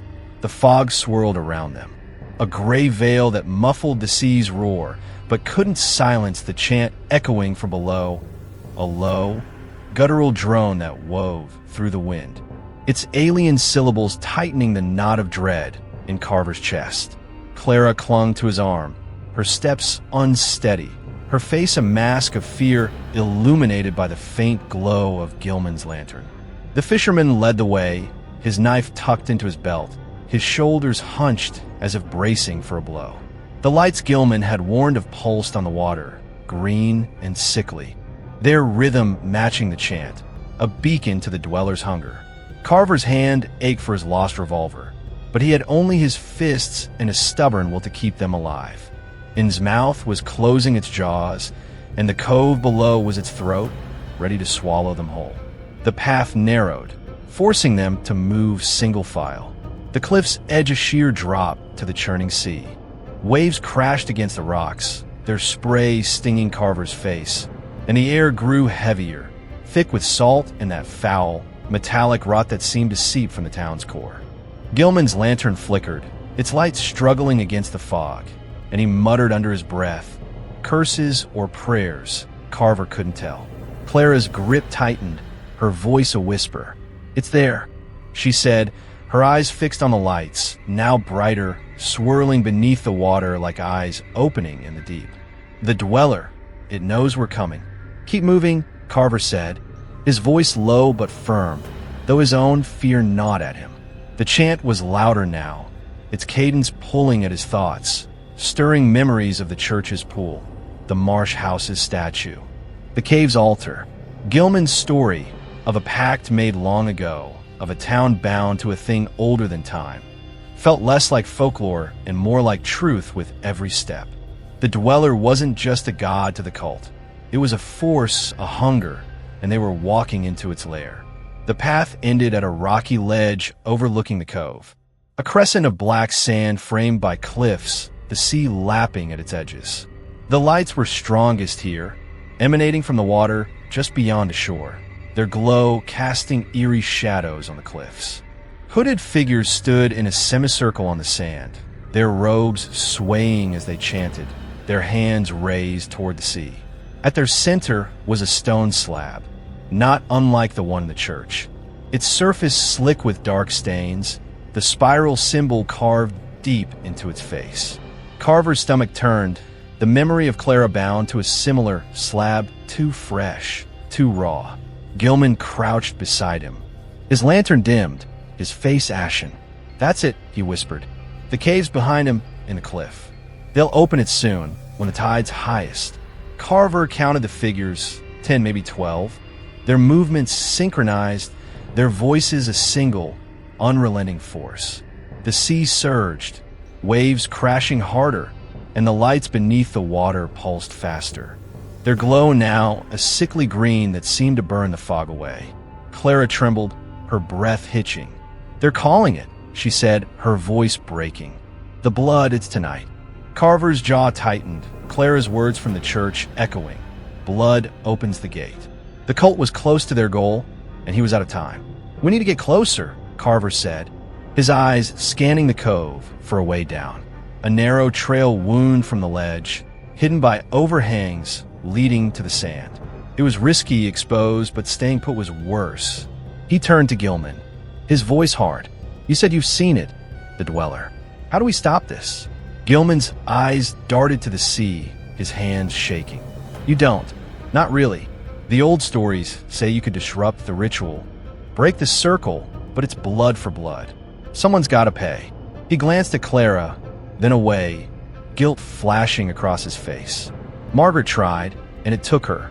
I ain't brave like her." Carver grabbed Gilman's collar, pulling him close. "You're here now. Help us, or you're no better than them." He released him, his gaze softening but not wavering. "We save Clara. We stop this. That's the deal." Gilman nodded, his jaw tight, and doused the lantern, plunging them into near darkness. They moved down the trail, Carver leading, Clara between him and Gilman. The rocks slippery under their boots. The chant grew deafening, its rhythm shaking the cliffs, and the sea responded, waves towering before crashing, their spray mingling with the fog. The lights pulsed faster, forming shapes beneath the water. Tentacles, eyes, a mass that defied form. stirring just below the surface. Carver's heart pounded, the dweller's whisper in his skull louder now, his name spoken with a cold, endless hunger.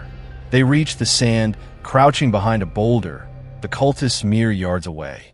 The figures swayed, their chants reaching a fevered pitch, and one stepped forward, its robe adorned with silver spirals, its hood hiding a face Carver knew he'd seen before, the leader from the church. Its voice a hiss that had promised his death. It raised a curved blade, its edge glinting in the green glow, and the others parted, revealing a figure bound on the slab. A man, not Clara, his face bruised, his eyes wide with terror. Carver recognized him from a photograph in Margaret's file.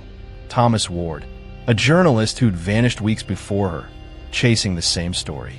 "They're not done," Clara whispered, her voice trembling. "They need more blood." Carver's mind raced. Gilman's words, blood for blood, clashing with the need to act. He couldn't save Ward without exposing them, but doing nothing meant the ritual would continue. The gate would open. The leader raised the blade, the chant peaking, and the sea roared.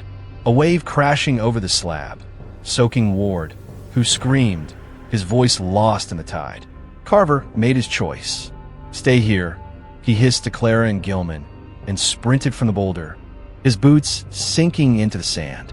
The cultists turned, their hoods shifting, their chants faltering as he charged the leader. He tackled it, the blade clattering to the ground, and they fell, rolling across the wet sand. The leader's hood slipped, revealing a face. Elijah Marsh's, but changed, its eyes black pools, its mouth a slit of jagged teeth. Carver's fist connected, bone crunching. But Elijah hissed, his strength unnatural, throwing Carver off with a force that sent him sprawling. The cultists closed in, their hands glistening, their voices resuming the chant.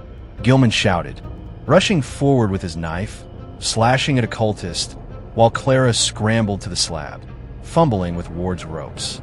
The sea surged again, a wave knocking Gilman down, and the lights beneath the water flared.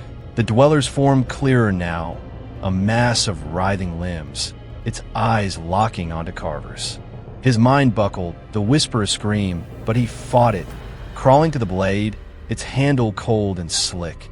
He swung at Elijah, the blade biting into his shoulder, black ichor spraying, but Elijah laughed, a sound that wasn't human, and grabbed Carver's throat, lifting him. Clara freed Ward, pulling him from the slab, and they ran for the trail, Gilman following, his knife lost. Carver gasped, his vision darkening, Elijah's grip tightening. The chant was a roar, the sea a living thing, and the dweller rose, its tentacles breaking the surface, its eyes a constellation of malice. Carver drove the blade into Elijah's chest, the ichor burning his hands, and Elijah staggered, releasing him. Carver fell, gasping, and ran, the cultists pursuing, their chants unbroken. The trail was chaos, Clara and Ward ahead, Gilman limping, the cultists close. The cave mouth loomed in the cliff, its entrance glowing, the chant pouring from within. Carver pushed Clara and Ward toward the path up, shouting, "Go!" Gilman hesitated, his eyes on the cave, then ran with them, the cultists' hands grazing Carver's back. The sea roared, a wave crashing over the cove, and the dweller's tentacles reached, brushing the sand, their touch cold as death. Carver's mind screamed to stop, to kneel, but he fought, climbing, the fog swallowing them as the chant faded, the lights dimming. They reached the ledge, panting, the cove hidden below. Ward sobbed, Clara held him, and Gilman stared at the sea, his face hollow. "It's not over," he said, his voice shaking. "They'll try again." Carver nodded, his hands burned, his body aching, the dweller's eyes still in his mind. The case was alive, and so were they, but Innsmouth was awake, and the tide was rising. The fog enveloped the ledge where Samuel Carver, Clara Reed, Thomas Ward, and Obed Gilman crouched, their breath sharp and uneven. The sea's roar below, a relentless reminder of the horror they'd escaped. The cove was hidden by the mist, but the green light still pulsed faintly through the fog. Their sickly glow a heartbeat that matched the dwellers' chant, now muffled but not gone. Carver's hands burned where Elijah Marsh's ichor had touched them. The curved blade he'd taken from the cult leader heavy in his grip, its edge stained with that black, smoking fluid. Clara held Ward, the journalist trembling, his face bruised, his eyes hollow with the terror of what he'd seen on the slab. Gilman stood apart, his gaze fixed on the sea, his weathered face etched with a fear that went beyond the cultist's pursuit. The dwellers' tentacles, glimpsed as they fled, lingered in Carver's mind, a writhing mass, its countless eyes searing into his soul, its whispers still coiling around his thoughts, promising a tide that would drown the world. Carver's chest heaved, his coat torn and soaked, his body aching from the fight. The cultists hadn't followed them up the trail, but he knew it wasn't over. Their chants still echoed, faint but persistent, and the cave's glowing mouth had felt like a gate, not just a hiding place. Clara's words, "Blood opens the gate," rang true, and Ward's survival, like Clara's, had disrupted the ritual, but only for now. The dweller was close, its presence a pressure in the air, and Innsmouth was its domain. Every street and shadow a thread in its web. Carver glanced at his companions, their faces pale in the fog, and felt the weight of the case heavier than ever. Margaret Hale was gone, but Clara and Ward were proof he could still save someone, if he could outrun the deep. "We can't stay here," Carver said, his voice low, hoarse from shouting.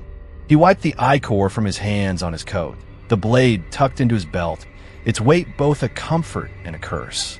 "They'll come for us, and that thing isn't done." He nodded toward the sea, where the lights pulsed, slower now, but no less menacing. Clara looked up, her eyes red, her grip on Ward tightening. "Where do we go?" she asked, her voice trembling but resolute. "The boarding house isn't safe. Nowhere is." Gilman turned, his hands shaking, his knife lost in the cove. "Ain't nowhere in Innsmouth they don't reach," he said, his voice cracked with despair. "The Marshes, the cult, they own this town. But there's a boat, mine, at the docks. Old, but it runs. We get to it, we can make for Gloucester, maybe Boston. Ain't much, but it's a chance." Carver nodded, his mind racing. A boat was a risk. Open water, the dweller's domain, but staying in Innsmouth was certain death. "Lead the way," he said, helping Clara and Ward to their feet. Ward was unsteady, his legs weak, but he moved, driven by the same survival instinct that kept them all going.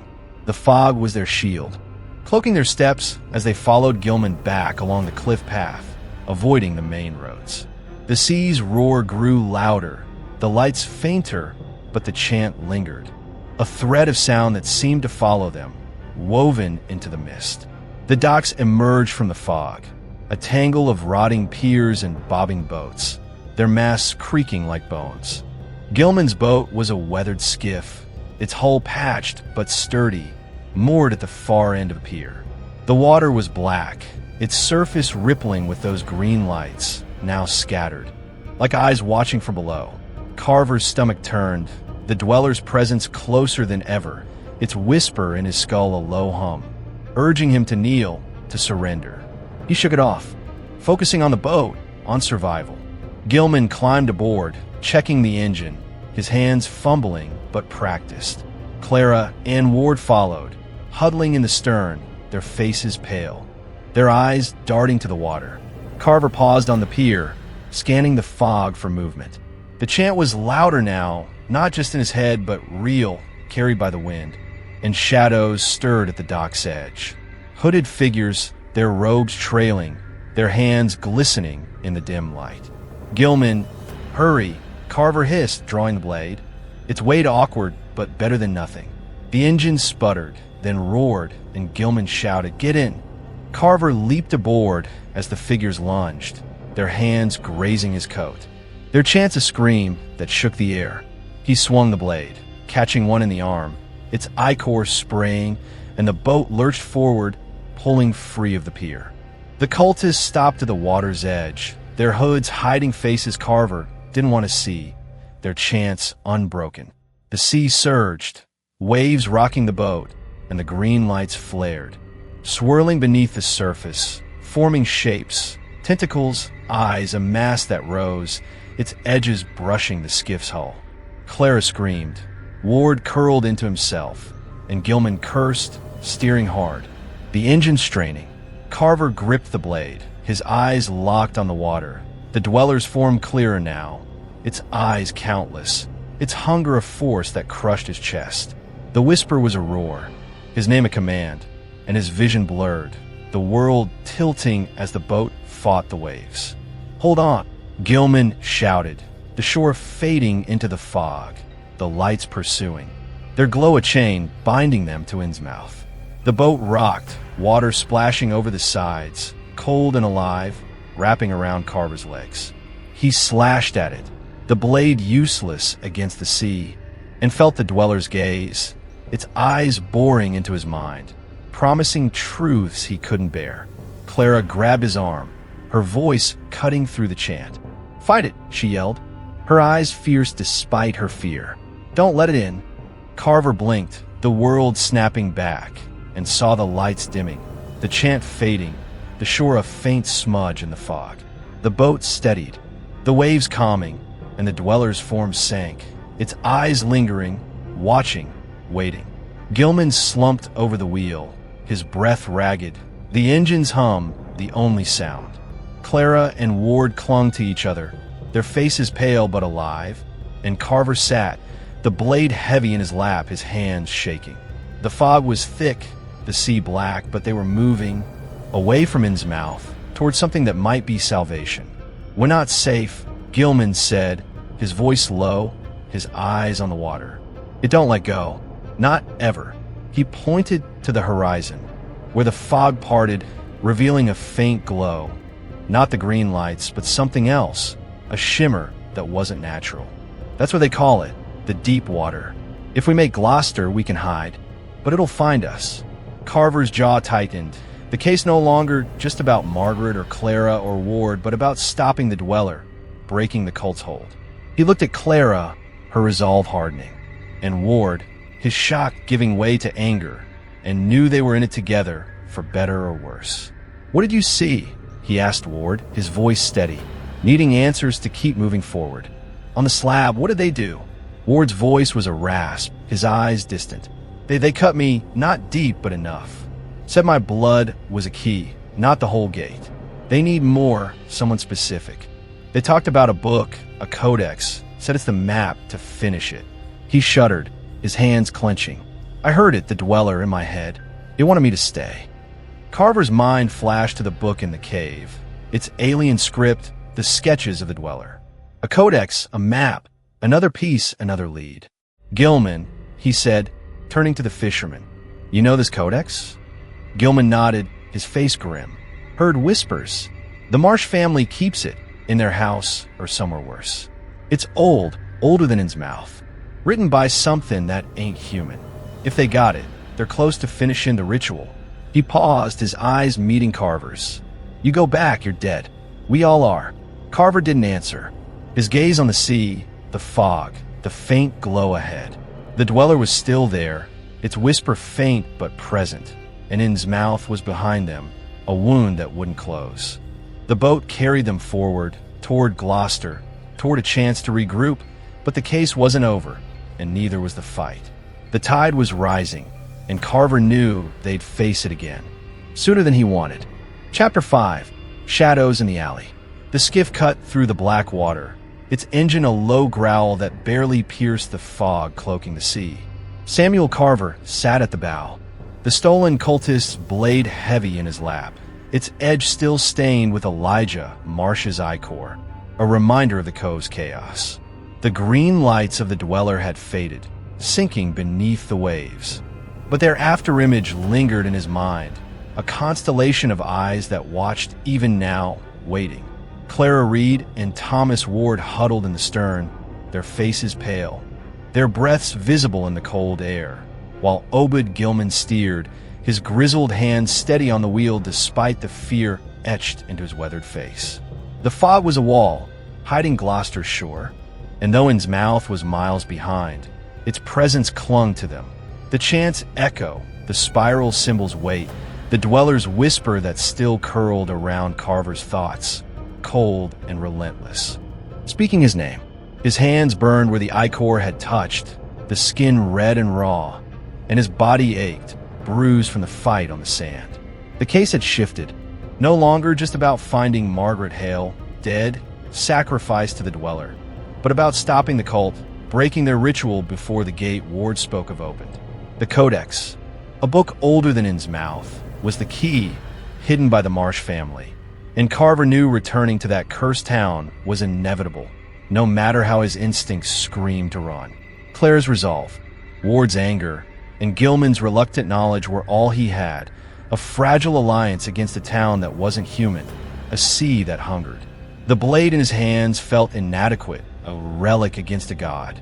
But it was something, and Carver held on to it, his jaw tight, his eyes scanning the fog for any sign of pursuit. The engine sputtered, and Gilman cursed, adjusting the throttle. "Fuel's low," he muttered, his voice barely carrying over the waves. "We'll make Gloucester, but not much farther. Hope you got a plan, detective." His eyes flicked to Carver, heavy with doubt, and Carver felt the weight of their survival resting on him. A burden he'd carried too many times in Chicago's alleys, Boston's docks. He didn't answer, his mind on the Codex, the Marsh house. The cave, pieces of a puzzle that refused to fit. Clara stirred, her voice soft but steady. "What happens when we get there?" she asked, her arms wrapped around herself. Ward's head resting on her shoulder, his eyes closed but not sleeping. "We can't just hide. They'll find us. The Dweller, it knows us." Her words echoed Gilman's warning, and Carver saw the same fear in her eyes, the kind that came from seeing too much, from feeling a presence that wasn't bound by flesh or time. "We find help," Carver said, his voice firm, though he wasn't sure he believed it. "Gloucester's got police, people who aren't changed.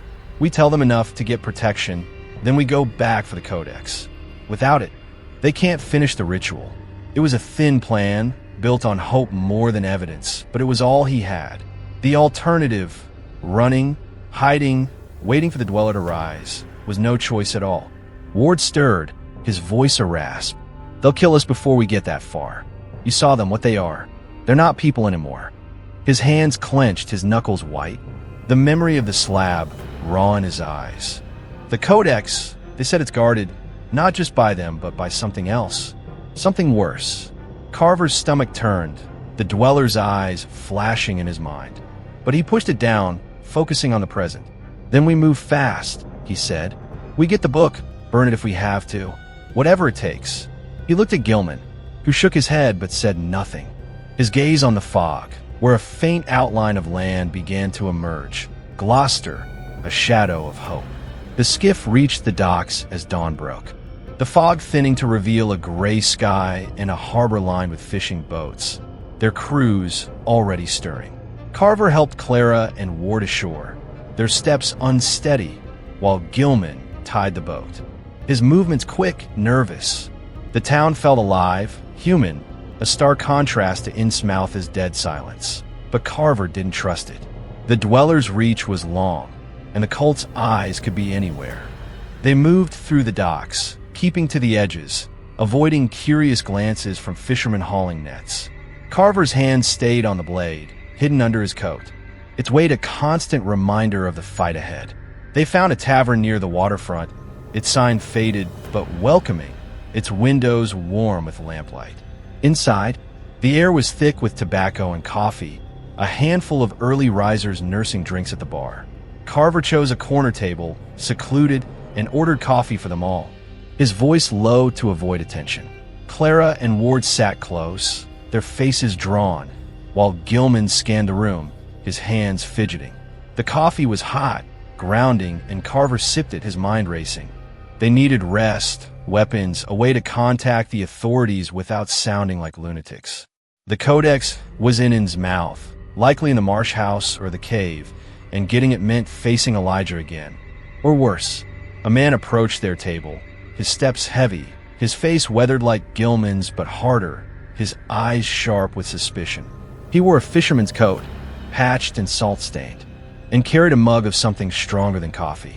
"You're not locals," he said, his voice gruff, not a question. "Look like you've seen trouble. Mind sharing what kind?" Carver tensed, his hand sliding toward the blade, but he kept his expression neutral. "Just passing through," he said, echoing his lie from Innsmouth's tavern, though it fell hollow now. "Had a rough night. Nothing to tell." The man's eyes narrowed, flicking to Clara's torn dress, Ward's bruises, Gilman's nervous fidgeting. "Heard stories about trouble up the coast," he said, leaning closer, his voice dropping. "Innsmouth. Folk go there, don't come back. You got that look." He paused, his gaze locking onto Carver's. "Name's Caleb Holt. I fish these waters, know the signs. Whatever you're running from, it ain't done with you." Carver studied him, weighing the risk. Holt's face was honest, weathered by years at sea, but trust was a luxury he couldn't afford. Still, they needed allies, and Holt's knowledge of Innsmouth could be a lifeline. "We're not running," Carver said, his voice low. "We're fighting. Something's wrong in Innsmouth, worse than stories. We need help, information, maybe more." Holt's expression didn't change, but something shifted in his eyes, a flicker of recognition. "You're talking about the deep," he said, barely a whisper, the word heavy with meaning. "Heard whispers my whole life, cults, pacts, things in the water. Thought it was old men's tales till I saw lights off Innsmouth's coast, 10 years back. Green, moving wrong. I don't go near there no more." He leaned back, his hand steady now, his voice firm. "Tell me what you know, and I'll see what I can do." Carver hesitated, then nodded. The decision made. He kept it brief. Margaret's death, the cult, the dweller, the codex, leaving out the worst, the eyes, the whisper, the things that sounded like madness. Holt listened, his face grim, and when Carver finished, he drained his mug and stood. "Stay here," he said. "I know a man, ex-cop, owes me a favor. He'll listen, maybe get you guns, a place to hole up. Don't go nowhere till I'm back." He left, the tavern door swinging shut behind him, and Carver felt a spark of hope, fragile but real. The coffee grew cold, the tavern's hum a distant comfort, but the fog outside pressed against the windows, and Carver felt the dweller's presence, faint but growing, its whisper stirring. Clara spoke, her voice steady now. "What if he's one of them?" she asked, her eyes on the door. "Like Elijah, hiding what he is." "Then we're ready," Carver said, though he wasn't sure they were. The blade was sharp, but it wasn't enough, not against the town. A god. He glanced at Gilman, who nodded, his fear tempered by resolve, and Ward, whose anger was a fire now, burning through his shock. They were a team, broken but fighting, and Carver clung to that. A shadow moved outside, too quick, too fluid, and Carver's hand went to the blade. The door creaked open, but it wasn't Holt, just the wind, or so he hoped. The fog thickened, the dweller's whisper louder, and Carver knew time was running out. The codex was waiting, and so was Innsmouth. The tavern's lamplight flickered, casting long shadows across the worn wooden table where Samuel Carver, Clara Reed, Thomas Ward, and Obed Gilman sat, their coffee cups cold, their eyes darting to the door. The fog pressed against the windows, a gray curtain that seemed to breathe, and though Gloucester's harbor bustled faintly outside, the air inside felt heavy, as if Innsmouth's curse had followed them across the sea. Carver's hand rested on the cultist's blade, hidden beneath his torn coat, its ichor-stained edge a grim reminder of Elijah Marsh's unnatural strength. Clara's question, "What if he's one of them?" hung unanswered, a seed of doubt that rooted deeper with every passing minute Caleb Holt was gone. The dweller's whisper, faint but persistent, curled in Carver's mind, a cold thread weaving through his thoughts, urging surrender. He pushed it away, focusing on the codex, the Marsh house, the ritual, pieces of a case that was no longer about justice but survival. Clara sat rigid, her hands clenched, her eyes scanning the tavern's patrons, fishermen, dock workers, their faces weathered but human, unlike the glistening, hollow things in Innsmouth. Ward's anger burned in his silence, his bruises stark under the lamplight, his hands twitching as if itching for a fight. Gilman was the worst, his fingers tapping a nervous rhythm, his gaze fixed on the window, where the fog seemed to swirl with purpose. "He's talking too long," Gilman muttered, his voice low, cracked with fear. Holt said he'd be back. "Something's wrong." Carver's jaw tightened, his instincts screaming agreement. Holt's story about the green lights, his offer to help, had felt genuine, but Innsmouth had taught him trust was a trap. "We wait 5 more minutes," he said, his voice steady, though his pulse quickened. "If he's not back, we move. Find a boarding house, regroup, figure out how to get to the Codex." He didn't mention the Dweller's eyes, the way they lingered in his vision, or the chant that echoed faintly, like a tide lapping at his mind. They needed focus, not fear. The door creaked open, and every head turned. Bo was just a fisherman, his coat dripping, his boots heavy on the floor. Carver's hand relaxed on the blade, but not fully. The tavern's hum, low voices, clinking glasses, was a fragile shield against the silence outside, where the fog seemed to pulse, alive with the Dweller's presence. Clara leaned closer, her voice a whisper. "We can't go back to Innsmouth without help. The Codex. Ward said it's guarded. We need guns, people, something." Ward nodded, his voice rough. "They're not just guarding a book. It's alive somehow. They talked about it like it speaks, like it's part of the Dweller. We go in blind, we're dead." His eyes met Carver's, anger and fear warring within them. "You're the detective. What's the plan?" Carver opened his mouth to answer, but a shadow moved outside, too fluid, too deliberate, slipping past the window like oil. He stood, blade in hand, motioning for silence. The tavern's noise faded. The patrons oblivious, but Gilman saw it too, his face paling. "They found us," he whispered, his hand reaching for a knife that wasn't there. Clara gripped Ward's arm, her breath hitching, and Carver moved to the window, peering through the fog glass. The shadow was gone, but the fog swirled, forming shapes, spirals, eyes, a fleeting glimpse of something vast, then nothing. "We're leaving," Carver said, his voice low, urgent. "Now!" He grabbed his coat, the others rising, their movements quick but quiet. The bartender glanced their way, his eyes narrowing, and Carver felt a prickle of unease, too late to question it. They slipped out the back door, into an alley, the fog thick and cold, the sea's stench sharp. The alley was narrow, lined with crates and rusted barrels, its cobblestones slick underfoot. Carver led, blade ready, Clara and Ward close behind, Gilman at the rear, his lantern unlit but clutched like a talisman.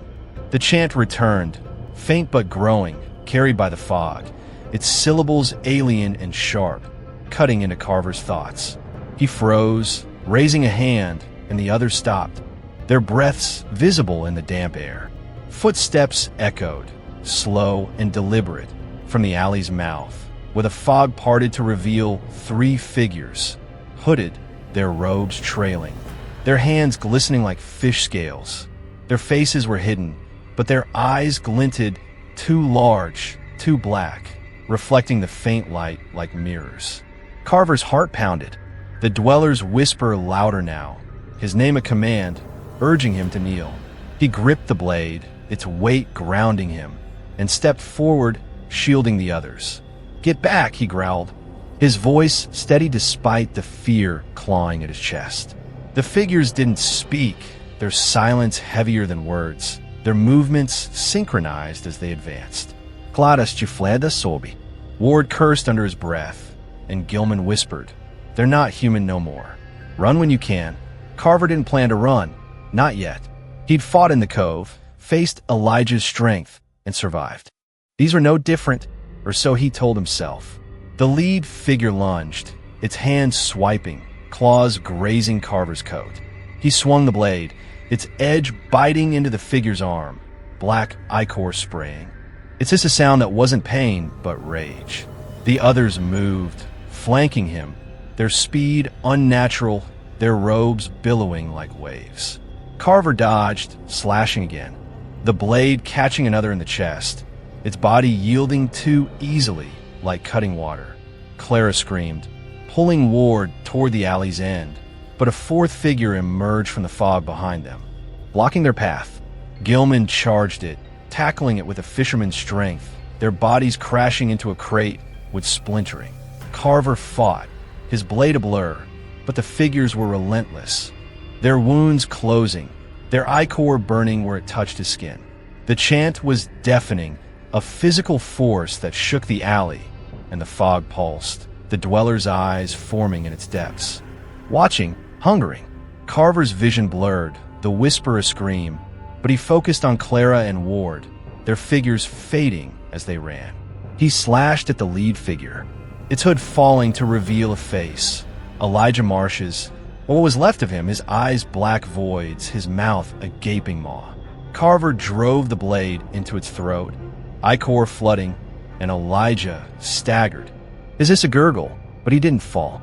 Gilman shouted, pinned by the fourth figure, its claws at his throat. Carver ran to him, wrenching the cultist off, the blade sinking into its back. Gilman scrambled free, blood on his face, and they ran, the alley twisting, the fog closing in. Clara and Ward were ahead, their silhouettes faint, and Carver pushed Gilman forward, his own breath ragged, the chant a tide pulling at his mind. The figures pursued, their footsteps soft but relentless, their eyes glinting through the fog. The alley opened into a street. Gloucester's lights a dim hope, but the fog surged, a wave of gray that swallowed the world, and the dweller's eyes flared, countless and unblinking. Carver stumbled, his head throbbing, and saw it, a glint in the fog, metal familiar. His revolver, impossibly there, lying on the cobblestones, its barrel clean, its cylinder full. He grabbed it, the weight real, grounding, and fired the nearest figure, the shot deafening, its body collapsing, ichor pooling. The others paused, their chants faltering, and Carver fired again, driving them back. The revolver a miracle he didn't question. Clara and Ward reached a street lamp, its light cutting through the fog, and Gilman joined them, his face bloodied but alive. The figures retreated, melting into the fog, their eyes lingering, the chant fading but not gone.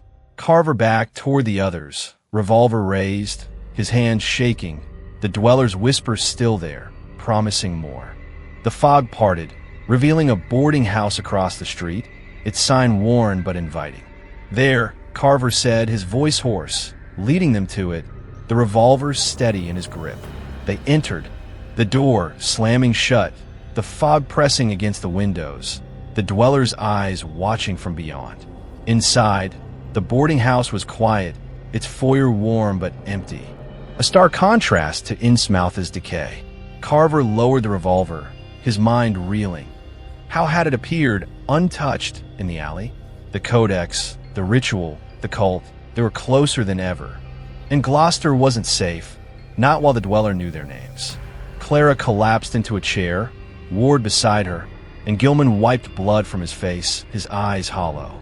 We gotta go back, Carver said, his voice steady, though fear gnawed at him. The codex, it's our only shot. They nodded, broken but resolute, and Carver felt the case's weight, heavier than ever, the tide rising, the dweller waiting. The fight wasn't over, and neither was the night. Chapter 6, The Forbidden Text. The Gloucester boarding house was a fragile fortress, its walls creaking under the weight of the fog that pressed against the windows. A gray tide that seemed to carry the dweller's gaze. Samuel Carver stood by the door, his revolver, impossibly recovered in the alley, gripped tightly, its barrel still warm from the shots fired at the cultists. The air inside was stale, tinged with dust and the faint smell of old wood, but it was a world apart from Innsmouth's rot. A momentary shelter for Carver, Clara Reed, Thomas Ward, and Obed Gilman. Clara sat in a worn armchair, her hands trembling, her eyes hollow from the night's horrors. Ward leaned against the wall, his bruises stark under the dim lamplight, his anger now a quiet, smoldering thing. Gilman paced, his bloodied face cleaned but tense, his fisherman's hands clenching as if still fighting the shadows in the alley. The dweller's whisper lingered in Carver's mind, a cold thread weaving through his thoughts, his name spoken with a hunger that made his skin crawl. The codex, the cult's key to the ritual, was their only hope, and it meant returning to Innsmouth, to the Marsh House, or worse. Carver checked the revolver cylinder. 6 rounds, full. A mystery he couldn't explain but didn't dare question.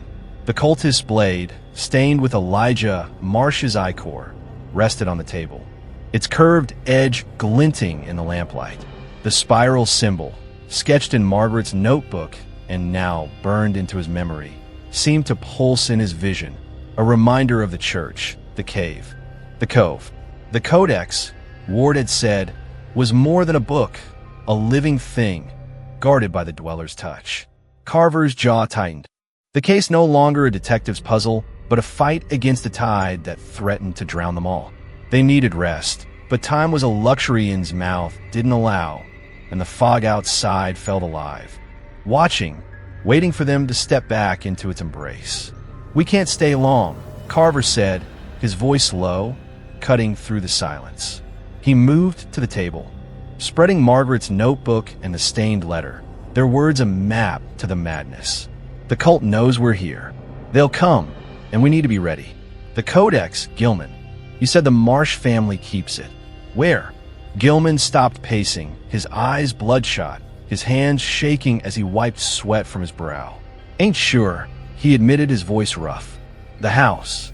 Most likely, or the cave under the cliffs. The Marshes guard their secrets like gold.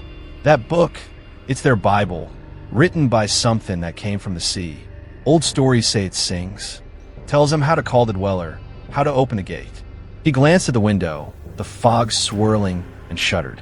"If we go back, we're walking into their hands." Clara looked up, her voice steady despite her fear. "We don't have a choice," she said, her hands clenching. "If they finish the ritual, it's not just us, it's everyone. The dweller. I felt it in the church. It's not just hungry, it's endless."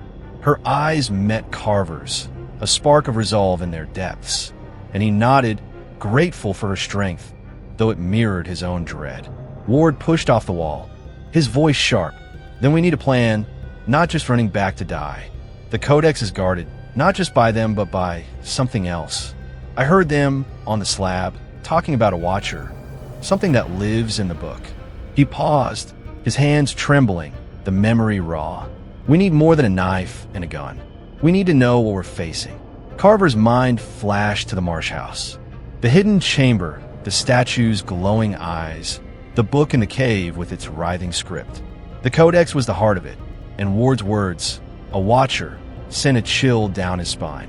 "We start with what we know," he said, his voice firm. "The Marsh House is our best bet. If the codex isn't there, we'll find a clue, a map, something. We go in quiet, at dawn, before they expect us. Gilman, you know the cliffs, the paths. Clara, Ward, you're with me, but we need to move fast." A knock at the door broke the tension, sharp and sudden, and Carver's hand went to the revolver, his body tensing. The others froze, their eyes wide, the fog outside seeming to thicken, its shadows shifting. "Who's there?" Carver called, his voice low, steady, though his pulse raced. "Caleb Holt," came the reply, gruff but familiar, the fisherman from the tavern. "Got what you asked for. Open the damn door." Carver hesitated, Clara's warning about Elijah's deception echoing. But Holt's voice carried the rough honesty of a man who'd faced the sea's truths. He cracked the door, revolver ready, and saw Holt, his coat dripping, a canvas bag slung over his shoulder. Behind him stood a man in his 50s, lean and weathered, his eyes sharp, a badge glinting on his belt. Ex-cop, just as Holt had promised. Carver let them in, locking the door, his revolver lowered, but not holstered. Holt dropped the bag on the table, its contents clinking, 2 pistols, a box of ammunition, and a crowbar. "This is Dan Riley," Holt said, nodding to the ex-cop. "Used to work Boston, now keeps the peace here. Told him your story, enough to get him curious. He's got questions, but he's with you." Riley's eyes scanned the group, lingering on Clara's torn dress, Ward's bruises, Gilman's bloodied face. "Heard about Innsmouth," he said, his voice low, clipped. "Never liked it, never went near. You're talking cults, sacrifices, some kind of sea monster.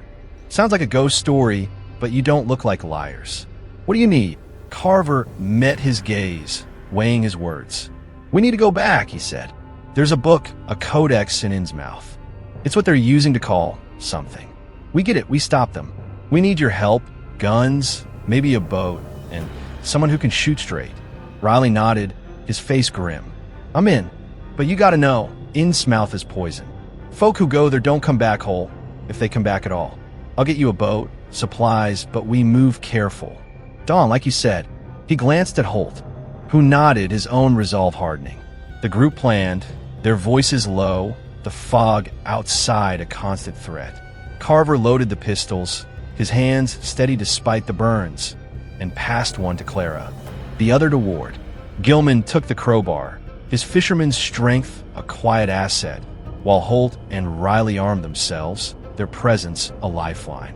The codex was their goal, the marsh house their target, but Carver knew the dweller was waiting, its eyes in the fog, its whisper in his skull. They rested in shifts, Clara and Ward dozing fitfully, Gilman watching the windows, Holt and Riley talking in low tones about the sea's secrets. Carver didn't sleep, his mind on the case, the spiral symbol, the codex. He opened Margaret's notebook, its pages fragile, and found a new clue, a sketch of a library, not the marsh house, but Innsmouth's public one, with a note. "The codex's shadow lies here, hidden in plain sight." His heart quickened. A new lead, unexpected but clear. The library, not the house, might hold the book or a path to it. He showed it to the others, their eyes lighting with cautious hope. And they adjusted the plan. Library first, then the house if needed, dawn still their cover. The fog thickened, the dwellers chant a faint hum, and Carver felt its presence, closer now, its eyes watching from the sea. The library was a gamble, but so was everything in Innsmouth. They moved as dawn broke, the fog a gray shroud, the boat Riley secured waiting at the docks. Carver led, revolver in hand, blade at his belt, the group behind him, their steps silent, their resolve a fragile flame against the tide. The sea was calm, too calm, and the whisper grew louder, promising truths and ruin. Innsmouth loomed, a wound in the world, and the codex was its heart, calling them back. The boat sliced through the glassy sea, its engine a low hum that did little to mask the oppressive silence of the fog-shrouded dawn. Samuel Carver stood at the prow, his revolver heavy in his hand, the cultist's blade tucked into his belt, its ichor-stained edge a grim reminder of the cove's violence. The Gloucester docks were a fading memory, replaced by the looming shadow of Innsmouth, its jagged cliffs and sagging rooftops emerging from the mist like the bones of a drowned giant. Clara Reed and Thomas Ward sat huddled near the stern, their faces pale but resolute, their borrowed pistols clutched tightly. Obed Gilman gripped the wheel, his fisherman's hands steady despite the fear in his bloodshot eyes, while Caleb Holt and Dan Riley flanked him, their own weapons ready, their gazes fixed on the approaching shore. The dweller's whisper was a constant in Carver's mind, a cold, relentless thread weaving through his thoughts, speaking his name with a hunger that made his skin crawl. The codex, hidden in Innsmouth's library, was their target, a book that held the cult's ritual and the key to stopping the dweller's rise. The fog clung to the water, thick and alive, swirling with faint traces of the green lights they'd seen in the cove, pulsing, watching, a reminder that the dweller was never far. Carver's burns throbbed where Elijah Marsh's ichor had touched, and his body ached, bruised and battered, but his mind was sharp, focused on Margaret's note. The codex's shadow lies here, hidden in plain sight. The library was a gamble, but it was a lead, and leads were all he had left. The marsh house, the cave, the church, they were too dangerous without knowing where the codex truly lay. The library, overlooked until now, offered a chance to strike first, to steal the cult's heart before they could finish their ritual. But Innsmouth was awake, its streets a web of eyes and claws, and Carver knew the dweller's gaze was on them. Its chant a faint hum carried by the tide. Gilman cut the engine as they neared a crumbling pier on Innsmouth's outskirts, the boat gliding silently to a stop. Library's a half-mile inland. He whispered, his voice barely audible over the sea's soft lap against the hull. "Quiet streets, but they'll be watching. Always are." He tied the boat, his hands shaking. And Carver helped Clara and Ward ashore, their steps cautious on the slick wood. Holt and Riley followed, their faces grim, their weapons hidden but ready. The fog was a shield, cloaking their approach, but it felt like a trap, its tendrils curling around them, heavy with the dwellers' presence. They moved through the alleys, avoiding the main roads. The cobblestones slick underfoot, the air thick with salt and rot. Innsmouth's houses loomed, their windows dark but alive with faint movements. Curtains twitching, shadows shifting. Eyes that weren't human. Carver led, revolver raised, his senses sharp despite the exhaustion clawing at him. Clara stayed close, her pistol unsteady but her eyes fierce, while Ward's anger burned into silence, his gun a promise of retribution. Gilman guided them, his knowledge of the town a lifeline, while Holt and Riley brought up the rear, their steps silent, their eyes scanning the fog for threats.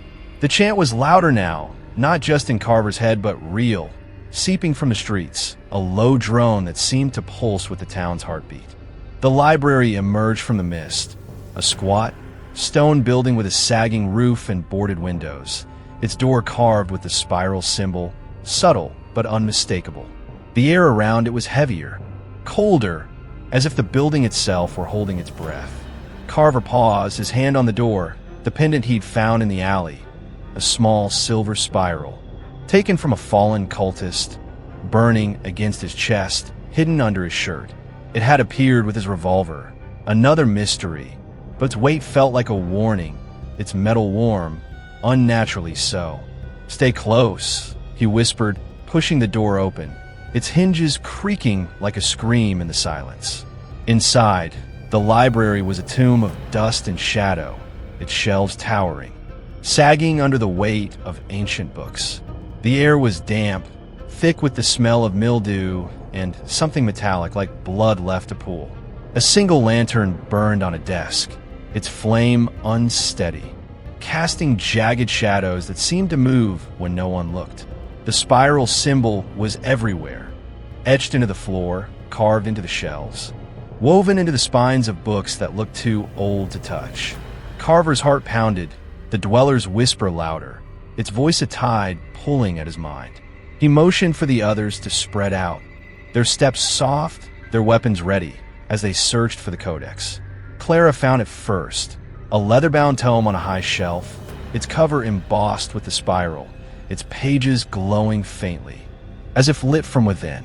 "Here," she whispered, her voice trembling, her hand hesitating before touching it. Carver joined her, the pendant burning hotter, the chant swelling in his ears. He reached for the book, its cover cold and slick, and opened it, the pages heavy, their script writhing, alien alive. Sketches of the dweller filled the margins. Tentacles, eyes, a mass that defied form. And words pulsed, not just read but felt, a voice that wasn't his own speaking in his skull. The gate opens, the tide comes. He slammed the book shut, his hands shaking, the whisper roaring, promising power, ruin, everything. "It's the codex," Carver said, his voice hoarse, tucking it under his arm. "We take it and go." But the shadows moved, the lantern flickering, and footsteps echoed, not theirs, too fluid, too heavy, coming from the library's depths. The group froze, weapons raised, as hooded figures emerged, their robes glistening, their eyes glinting like wet obsidian. Elijah Marsh stepped forward, his face no longer human, his mouth a slit of jagged teeth, his voice a hiss that cut through the chant. "You cannot take what belongs to the deep," he said, his claws flexing. "The dweller sees you, detective. It claims you." Carver fired, the revolver's crack deafening. The bullet striking Elijah's chest, ichor spraying, but he didn't fall, his laugh a gurgle that chilled the air. The cultists lunged, their speed unnatural, their claws slashing. Clara shot, her pistol shaking, dropping one, while Ward's anger erupted, his gun blazing, ichor pooling on the floor.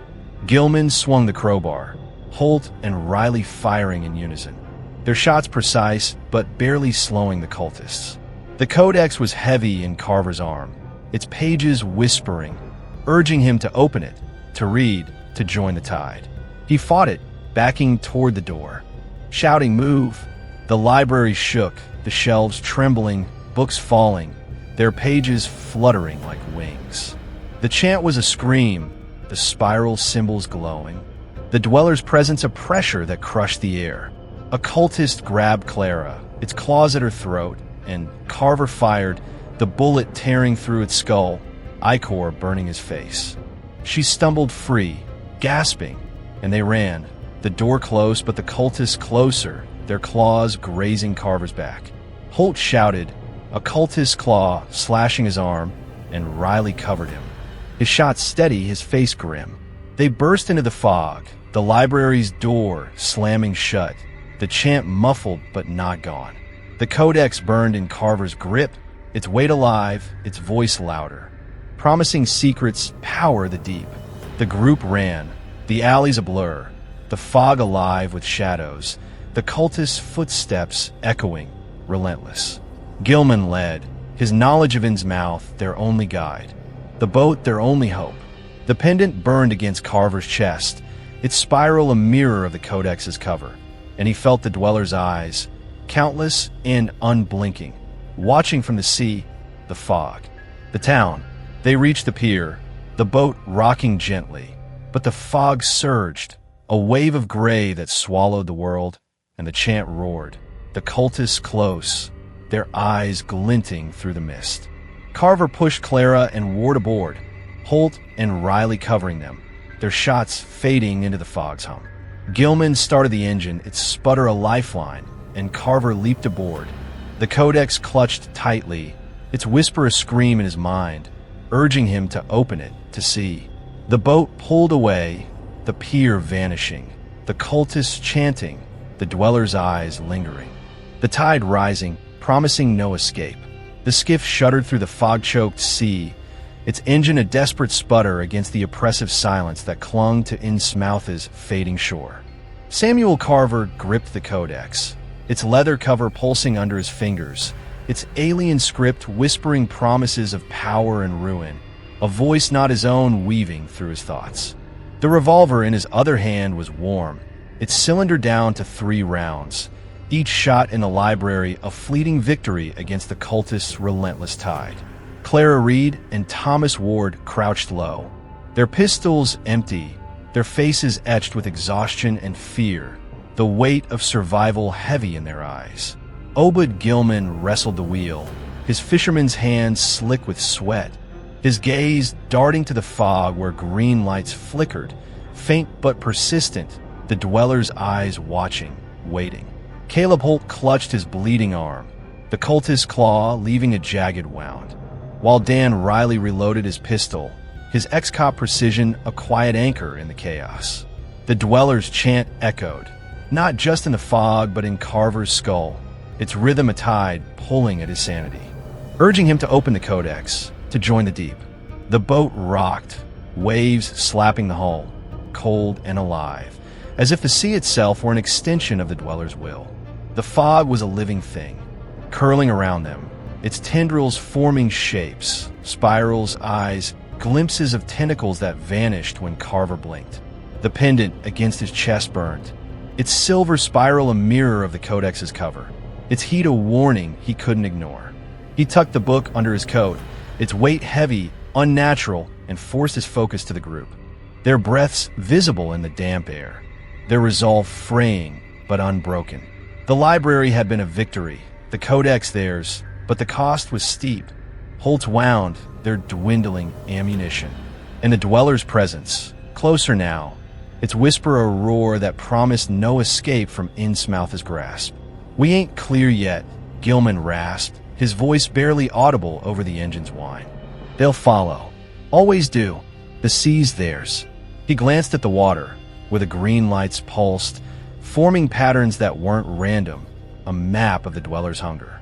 "Gloucester's close, but we gotta burn that book, or it'll call him to us." Carver's jaw tightened, the codex's whisper urging him to disagree, to protect it, to read its secrets. He shook it off. The pendants burned, grounding him, and nodded. "We get ashore, we destroy it," he said, though the words felt hollow. The book wasn't just paper. It was alive, a piece of the Dweller, and burning it might not be enough. Clara's eyes met his, her fear tempered by resolve, and she nodded, her hand on Ward's shoulder, the journalist's anger now a quiet, simmering thing. Riley spoke, his voice clipped, practical. "Fire might not do it," he said, checking his pistol's magazine. "Books like that, they're not normal. We need a plan, holy ground, maybe, or something stronger. My old precinct had stories, occult cases, things that needed more than bullets." He glanced at Holt, who winced, his wound darkening, the ichor's taint spreading. "And we need a doctor, fast." Holt grunted, his face pale but defiant. "I'll live," he said, though his voice wavered. "Just get us out of this damn fog." He gripped his pistol, his fisherman's strength fading. And Carver felt a pang of guilt. Holt and Riley had joined them on trust, and now they were marked, like him, by the Dweller's gaze. The fog parted suddenly, revealing Gloucester's harbor. Its lights faint but real, a beacon of humanity against the sea's malice. Gilman steered toward a dock, the engine straining, and Carver scanned the water, the green lights fading but not gone. Their pulse a reminder that the Dweller was patient, eternal. The boat bumped against the pier, and they scrambled ashore, Carver helping Holt, whose steps faltered, his wound leaking black threads that weren't blood. Clara and Ward supported each other, their pistols useless now, while Riley covered their rear, his eyes sharp, searching the fog for shadows. The dock was quiet, the early morning still, but the fog clung to them, its chill unnatural, the Dwellers chant a faint hum that seemed to seep from the wood underfoot. Carver led them to a warehouse, its doors ajar, its interior dark but sheltered. They slipped inside, the smell of fish and oil a stark contrast to Innsmouth's rot, and barred the door. The thud of the bolt a fleeting comfort. The codex burned against Carver's chest, its whisper louder, urging him to open it, to see the gate, the tide, the deep. He sat on a crate, stepping back, his revolver trained on it, as if it might move. "We burn it now," Carver said, his voice steady, though his hand shook. He glanced at Riley, who nodded, pulling a lighter from his pocket, its flame small but fierce. Clara and Ward watched, their eyes wide, while Gilman muttered a prayer, his fisherman's faith a thin shield against the codex's pull. Holt leaned against a wall, his breathing shallow, his wound now a web of black veins creeping up his arm. Riley approached the codex, the lighter's flame dancing, but the book pulsed, its cover glowing, the spiral symbol writhing. The chant surged, a scream that shook the warehouse, and the fog outside pressed against the windows, green lights flaring, the Dweller's eyes forming in the mist. Carver's head throbbed, the pendant searing his skin, and he heard it, his name, spoken by a voice that wasn't just the Dweller, but the codex itself, a chorus of hunger. "Don't," he snapped, grabbing Riley's arm, the lighter falling, its flame snuffed. "It's not just a book. It's alive." Clara stepped forward, her voice trembling but clear. "Then what do we do?" she asked, her eyes on the codex, its glow dimming but not gone. "We can't keep it. It's calling them. I can feel it." She clutched her pistol, empty but heavy in her hand, and Carver saw the same fear in her that he felt. The Dweller wasn't just in Innsmouth. It was here in the book, in them. Ward spoke, his voice rough, his anger resurfacing. "We take it somewhere safe," he said, his eyes burning. "A church, a priest, someone who knows how to handle this. We can't fight it alone, not like this." He glanced at Holt, whose face was gray now, his wound pulsing in time with the codex's glow. "And we need to move before he's gone." Carver nodded, his mind racing. Riley's mention of occult cases sparked a memory. Boston, years back. A case involving a priest who dealt with cursed objects, a man named Father Callahan, rumored to have faced things like the Dweller. It was a long shot, but Gloucester had churches, and churches had records. "We find a priest," he said, his voice firm. "Someone who knows how to destroy it, or at least contain it. Riley, you know the town? Any churches nearby?" Riley nodded, his face grim. "St. Anne's not far. Old place, got a pastor who's seen things. We can make it in 10 minutes, if we're quick."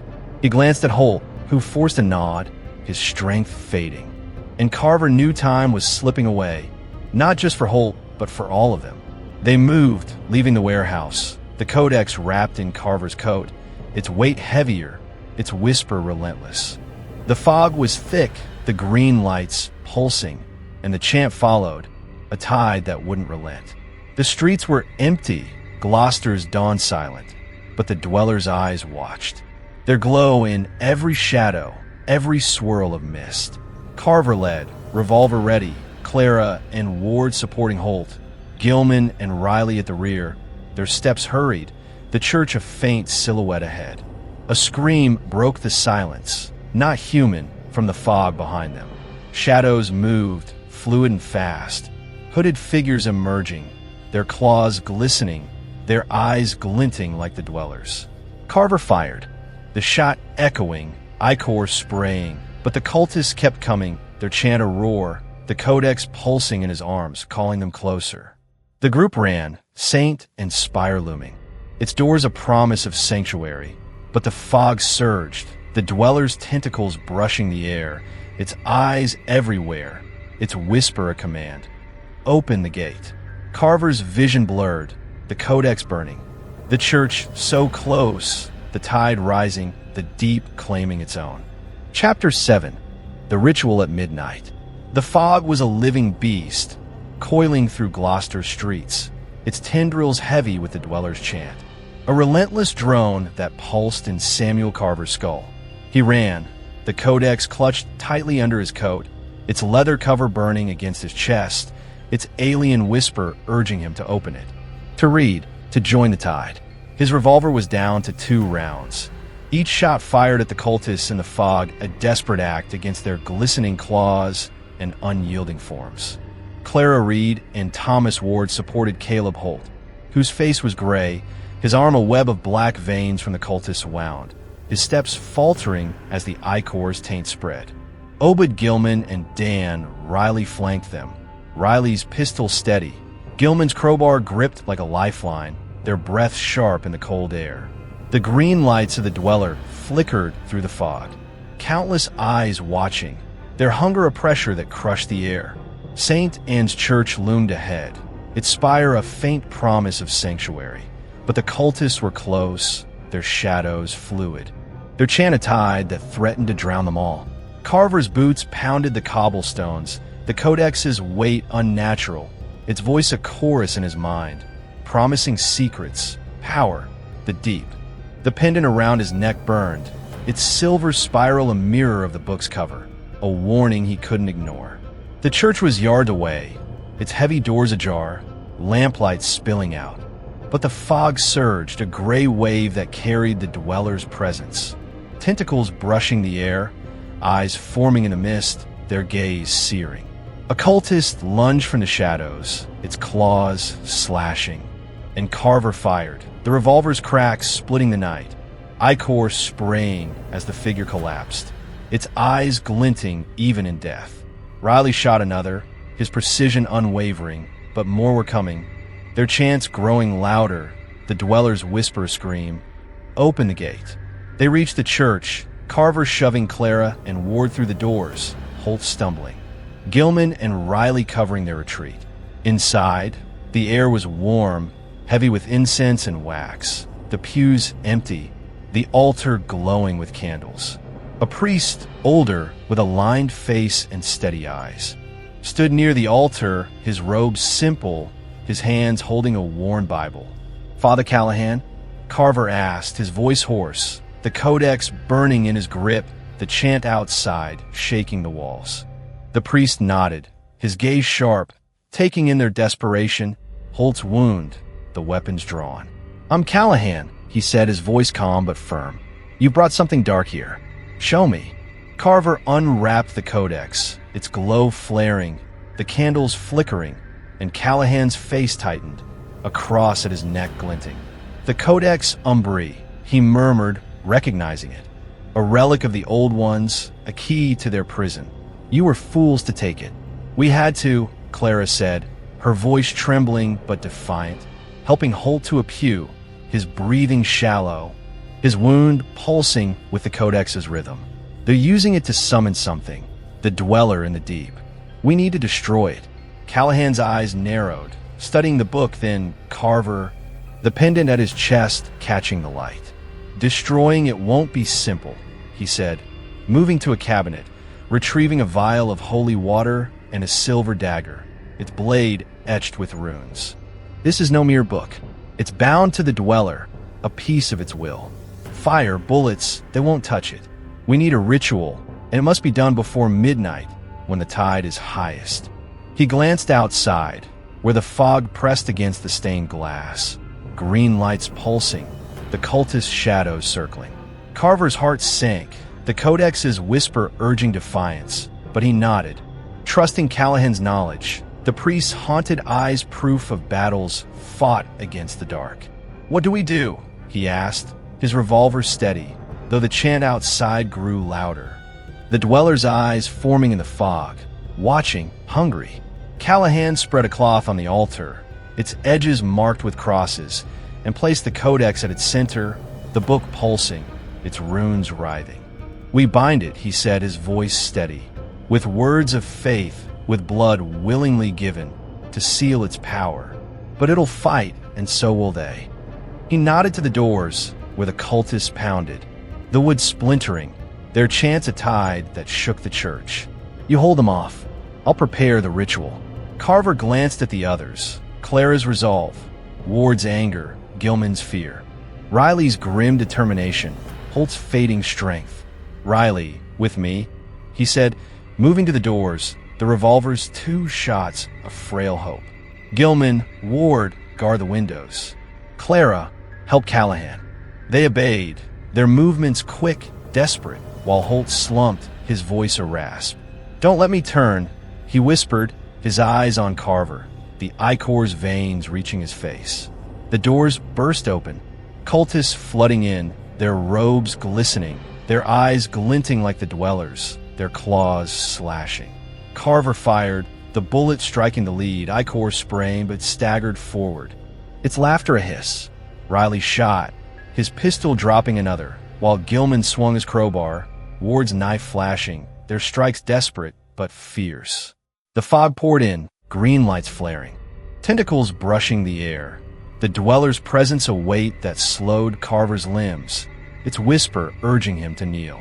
He fought, the blade slashing, ichor burning his skin, the pendant searing his chest. Callahan chanted, his voice rising, Latin words sharp against the cultist's drone, the Codex glowing brighter, its runes screaming. Clara poured holy water, the liquid hissing on the book, its pages writhing like living flesh. The church shook, the stained glass cracking, the dweller's eyes forming in the air, countless and unblinking, their gaze crushing. A cultist grabbed Carver, its claws at his throat, and he drove the blade into its chest, ichor flooding, its body collapsing. Riley shouted, a claw slashing his leg, but he kept firing, his shots thinning the tide. Holt rose, his face twisted, the ichor taking hold, his eyes glinting like the cultists. "No!" he roared, grabbing a cultist, his fisherman's strength surging, dragging it down, ichor mixing with his blood. Carver reached him, but Holt shook his head, his voice a plea. "Finish it!" he gasped, collapsing, his wound pulsing. The dweller's mark complete.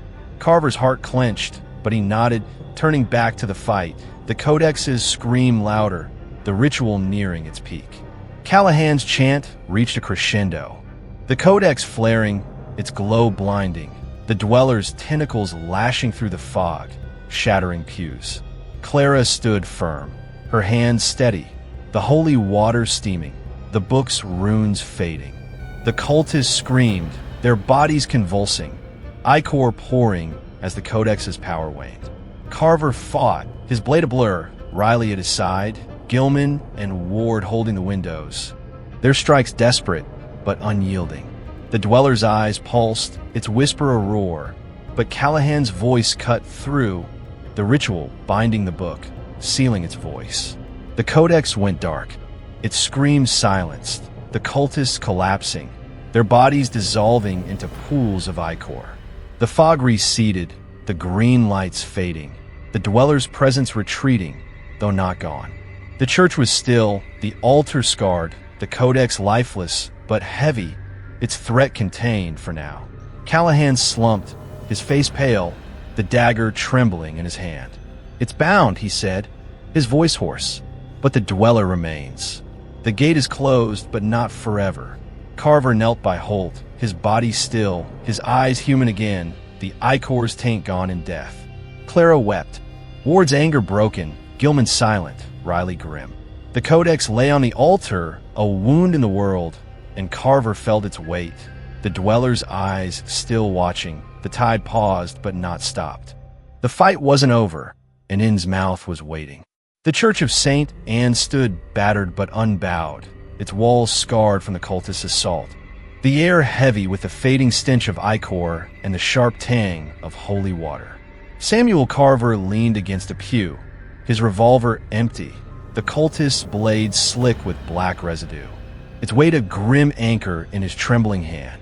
The codex lay on the altar, its leather cover dull, its runes silent, bound by Father Callahan's ritual, but still a presence. A wound in the world that pulsed faintly, as if the dwellers will lingered within. Clara Reed knelt beside Caleb Holt's body, her tears silent, her hands clenched. The fisherman's sacrifice a raw ache in the quiet. Thomas Ward stood by a shattered window, his knife bloodied, his anger spent, replaced by a hollow exhaustion. Obed Gilman clutched his crowbar, his fisherman's face etched with fear and relief, his eyes on the fog outside, where the green lights had vanished but the sea's murmur remained. Dan Riley bandaged his leg, his ex-cop, grit unbroken. Though his face was grim, the cost of the night carved into his features. The dweller's whisper was faint now, a distant tide in Carver's mind, but its eyes still watched, countless and patient, promising a return. The candles on the altar flickered, their flames weak, casting shadows that seemed to writhe, though the cultists were gone. Their bodies dissolved into pools of ichor that steamed and sank into the floor. Father Callahan stood over the codex, his Bible clutched tightly, his face pale, the silver dagger still in his hand. Its runes glinting. "It's bound," he repeated, his voice hoarse, his eyes meeting Carver's. "But the dweller is eternal. The codex is a door, and we've locked it, not destroyed it. They'll try again. In time." He gestured to the book, its weight a silent thread, and Carver felt its pull, the pendant at his chest warm, its spiral a mirror of the codex's mark. "We can't leave it here," Carver said, his voice rough, his burns throbbing where the ichor had touched. He stepped to the altar, the codex's silence unnerving, its presence a weight that pressed against his thoughts. "If it's a door, we take it somewhere safe, somewhere they can't reach." He glanced at Callahan, searching for answers in the priest's haunted eyes. "You've seen things like this before. Where do we go?" Callahan's jaw tightened, his gaze distant, as if recalling battles fought in shadows. "There's a vault," he said, his voice low, "in Boston, beneath St. Paul's Cathedral. Built for relics like this, cursed, bound, but too dangerous to destroy. I've sent things there before under guard. It's not foolproof, but it's the best we've got." He paused, his eyes flicking to the group, lingering on Holt's body. "You'll need to move fast. The cult's weakened, but Innsmouth is their heart. They'll know the codex is gone, and they'll hunt you." Clara stood, wiping her tears, her voice steady despite the grief. "Then we don't wait," she said, her eyes fierce, her resolve a spark in the gloom. "We take it to Boston now. Holt died for this. We can't let it be for nothing." She glanced at Ward, who nodded, his exhaustion giving way to determination, and Gilman, who gripped his crowbar tighter, his fear tempered by the fight. Riley limped forward, his pistol holstered, his face set. "I've got contacts in Boston," he said, his voice clipped. Old precinct boys, clean ones. They can get us to the cathedral, keep the cold off our backs. But we need a car, and we need to move before dawn. He glanced at Holt, his expression softening. We'll bury him proper later. Right now, we run. Carver nodded, the plan forming, fragile but necessary. The codex was their burden, its weight a chain binding them to the dweller, but leaving it was worse. He wrapped it in his coat, its silence deceptive, and felt the pendant burn, a reminder of the spiral's hold. Gilman, you know the roads, he said, turning to the fisherman. Can we make Boston by nightfall? Gilman's eyes darted to the fog, then back, his voice low. There's a truck, old but running, at the docks. I use it for hauls. It'll get us there, if the sea don't follow. He paused, his hands shaking. But they'll know we're coming. The dweller. It sees through him, through the water, the fog. We ain't safe till that book's locked away. Callahan placed the dagger on the altar, his voice firm. Take this, he said, handing it to Carver, its runes cold under his fingers. It's blessed, forged for things like this. If the codex stirs, if the dweller reaches, use it. Aim for the heart of the book and pray. He crossed himself, his eyes heavy with the weight of knowledge, and Carver tucked the dagger into his belt, its presence a faint comfort beside the blade and revolver. The fog outside was thinning, the sea's murmur softer, but the dweller's presence lingered, a shadow in the air. Carver led the group out. Holt's body left with Callahan, a promise to return for him. The streets were empty, Gloucester's dawn gray and cold, the dock a short sprint away. Gilman's truck was there, rusted but sturdy, its engine coughing to life under his hands. Carver took the codex, its weight heavier, and sat in the cab, Clara and Ward in the back, Riley beside Gilman, the dagger and blade at his side. The truck lurched forward, the fog parting, the road to Boston a faint hope through the mist. The miles passed in silence, the sea to their left a black expanse, its surface rippling with faint green lights, the dweller's eyes tracking them. The codex was quiet, but Carver felt its pull, the pendant burning, the whisper faint but persistent, urging him to open it to see the gate. He gripped the dagger, its runes grounding him, and glanced at Clara, her eyes on the road, her resolve a mirror of his own. Ward's anger was a quiet fire, Riley's focus a steady pulse, Gilman's fear a weight they all shared. The truck rattled, the fog thinning, Boston's skyline a distant promise, but the dweller was patient, its tide eternal. A shadow crossed the road, too fluid, too fast, and the truck swerved, Gilman cursing as a figure appeared. Hooded, its claws glistening, its eyes glinting like the dweller's. More emerged, flanking the road, their chants rising, the fog surging, green lights flaring. Carver drew the revolver, its 2 shots of frail defense, and shouted, "Keep driving." Riley fired, his pistol cracking, ichor spraying, but the cultists were relentless, their bodies absorbing bullets, their claws slashing at the truck's sides. Clara grabbed her pistol, empty but a club now, and Ward leaned out, his knife flashing, striking a cultist's arm.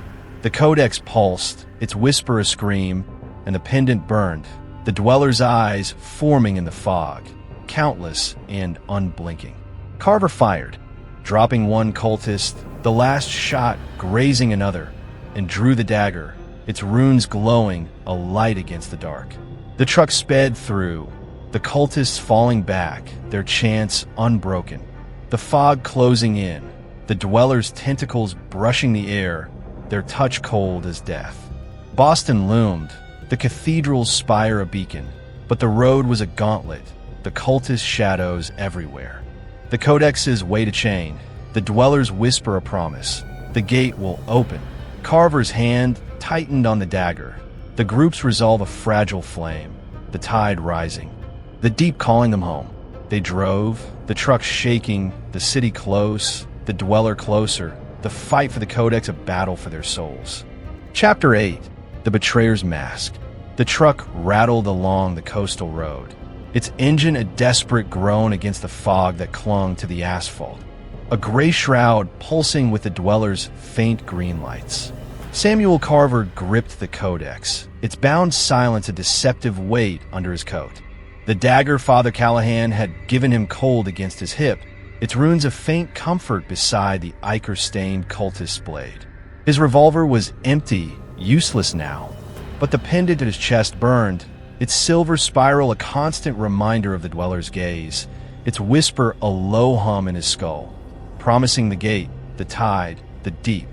Clara Reed and Thomas Ward sat in the truck's bed, their faces pale, their empty pistols clutched like talismans, their eyes scanning the fog for the cultists who'd ambushed them miles back.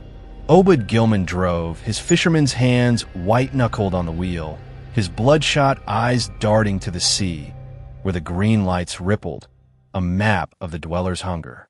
Don Riley rode his shotgun, his pistol down to its last magazine, his ex-cop focus a steady pulse despite the gash on his leg, now bandaged but seeping.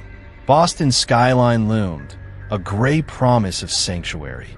But Innsmouth's shadow followed, the cult's chant a faint echo, the dweller's eyes countless and unblinking, watching from the fog, the sea, the air itself. Carver's burns throbbed, the ichors tainted dull ache, and his body was a map of bruises, each one a memory of the church, the cove, the library. The codex was theirs, bound by Callahan's ritual, but its presence was a beacon, drawing the cult like moths to a flame. The vault beneath St. Paul's Cathedral was their goal, a place to lock the book away, to seal the dweller's door. But the road was a gauntlet, and trust was a luxury they couldn't afford. Riley's contacts in Boston, his promise of clean cops, felt like a lifeline, but Carver's instincts, honed in Chicago's alleys, whispered of betrayal, of eyes that weren't human, of masks hiding the deep's mark. The pendant burned hotter, the codex's weight heavier, and he felt the dweller's pull, its voice urging him to open the book, to see the truth. The truck swerved, Gilman cursing as a shadow darted across the road. Not a cultist, but a deer, its eyes glinting in the headlights. "Them folk," Gilman muttered, his voice shaking, his hands trembling. "We're close, 10 miles out, but the sea's too quiet. It's watching." He glanced at Carver, fear raw in his eyes, and Carver nodded, his jaw tight, the chant's echo growing louder, a tide that wouldn't relent. Clara leaned forward, her voice low, urgent from the truck's bed. "Something's wrong," she said, her eyes on the fog, where the green lights pulsed, faint but deliberate. "They're not chasing us anymore. It's like they're waiting." Her hand gripped Ward's, her resolve a spark in her exhaustion, and Ward nodded, his anger a quiet fire, his knife ready, though it was no match for the dweller's claws. Riley turned, his pistol resting on his knee, his face grim. "They know we got the codex," he said, his voice clipped, practical. "They'll hit us in Boston, where they can blend in. My guy Malone, he's solid. Old partner, worked the docks, knows the weird cases. He'll meet us at the cathedral. Bring backup. We just gotta get there." His eyes met Carver's, steady but guarded, and Carver felt a prickle of unease. Riley's confidence too polished, his story too neat. "Malone better be what you say," Carver said, his voice low, his hand on the dagger, its runes grounding him. "If he's not, we're walking into a trap." He didn't say more, but the pendant burned. The codex whispered, and the dweller's eyes formed in the fog, a warning he couldn't ignore. The truck rolled into Boston's outskirts, the fog thinning. The city's lights a stark contrast to Innsmouth's decay. The streets were quiet, dawn still an hour away, but the sea's presence lingered, its murmur carried by the wind. The green lights faint but persistent. St. Paul's Cathedral loomed, its spire piercing the mist, its stone walls a promise of safety. But Carver's gut twisted, the chant louder now, not just in his head, but real, seeping from the shadows. Gilman parked the truck in an alley beside the cathedral, the engine dying with a cough, and they moved, Carver leading, the codex heavy, Clara and Ward supporting each other, Riley limping, Gilman clutching his crowbar, their steps silent but urgent.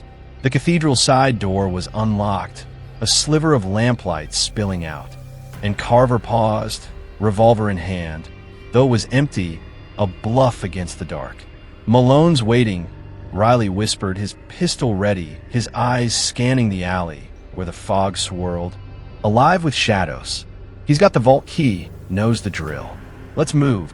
Carver nodded, but the pendant burned, the codex pulsed, and he felt the dweller's gaze, its whisper a command. The gate is near. Inside, the cathedral was a cavern of stone and silence, its pews empty, its altar glowing with candles, their flames steady but cold. A man stood near the altar, tall and lean, his coat dark, his face shadowed but familiar.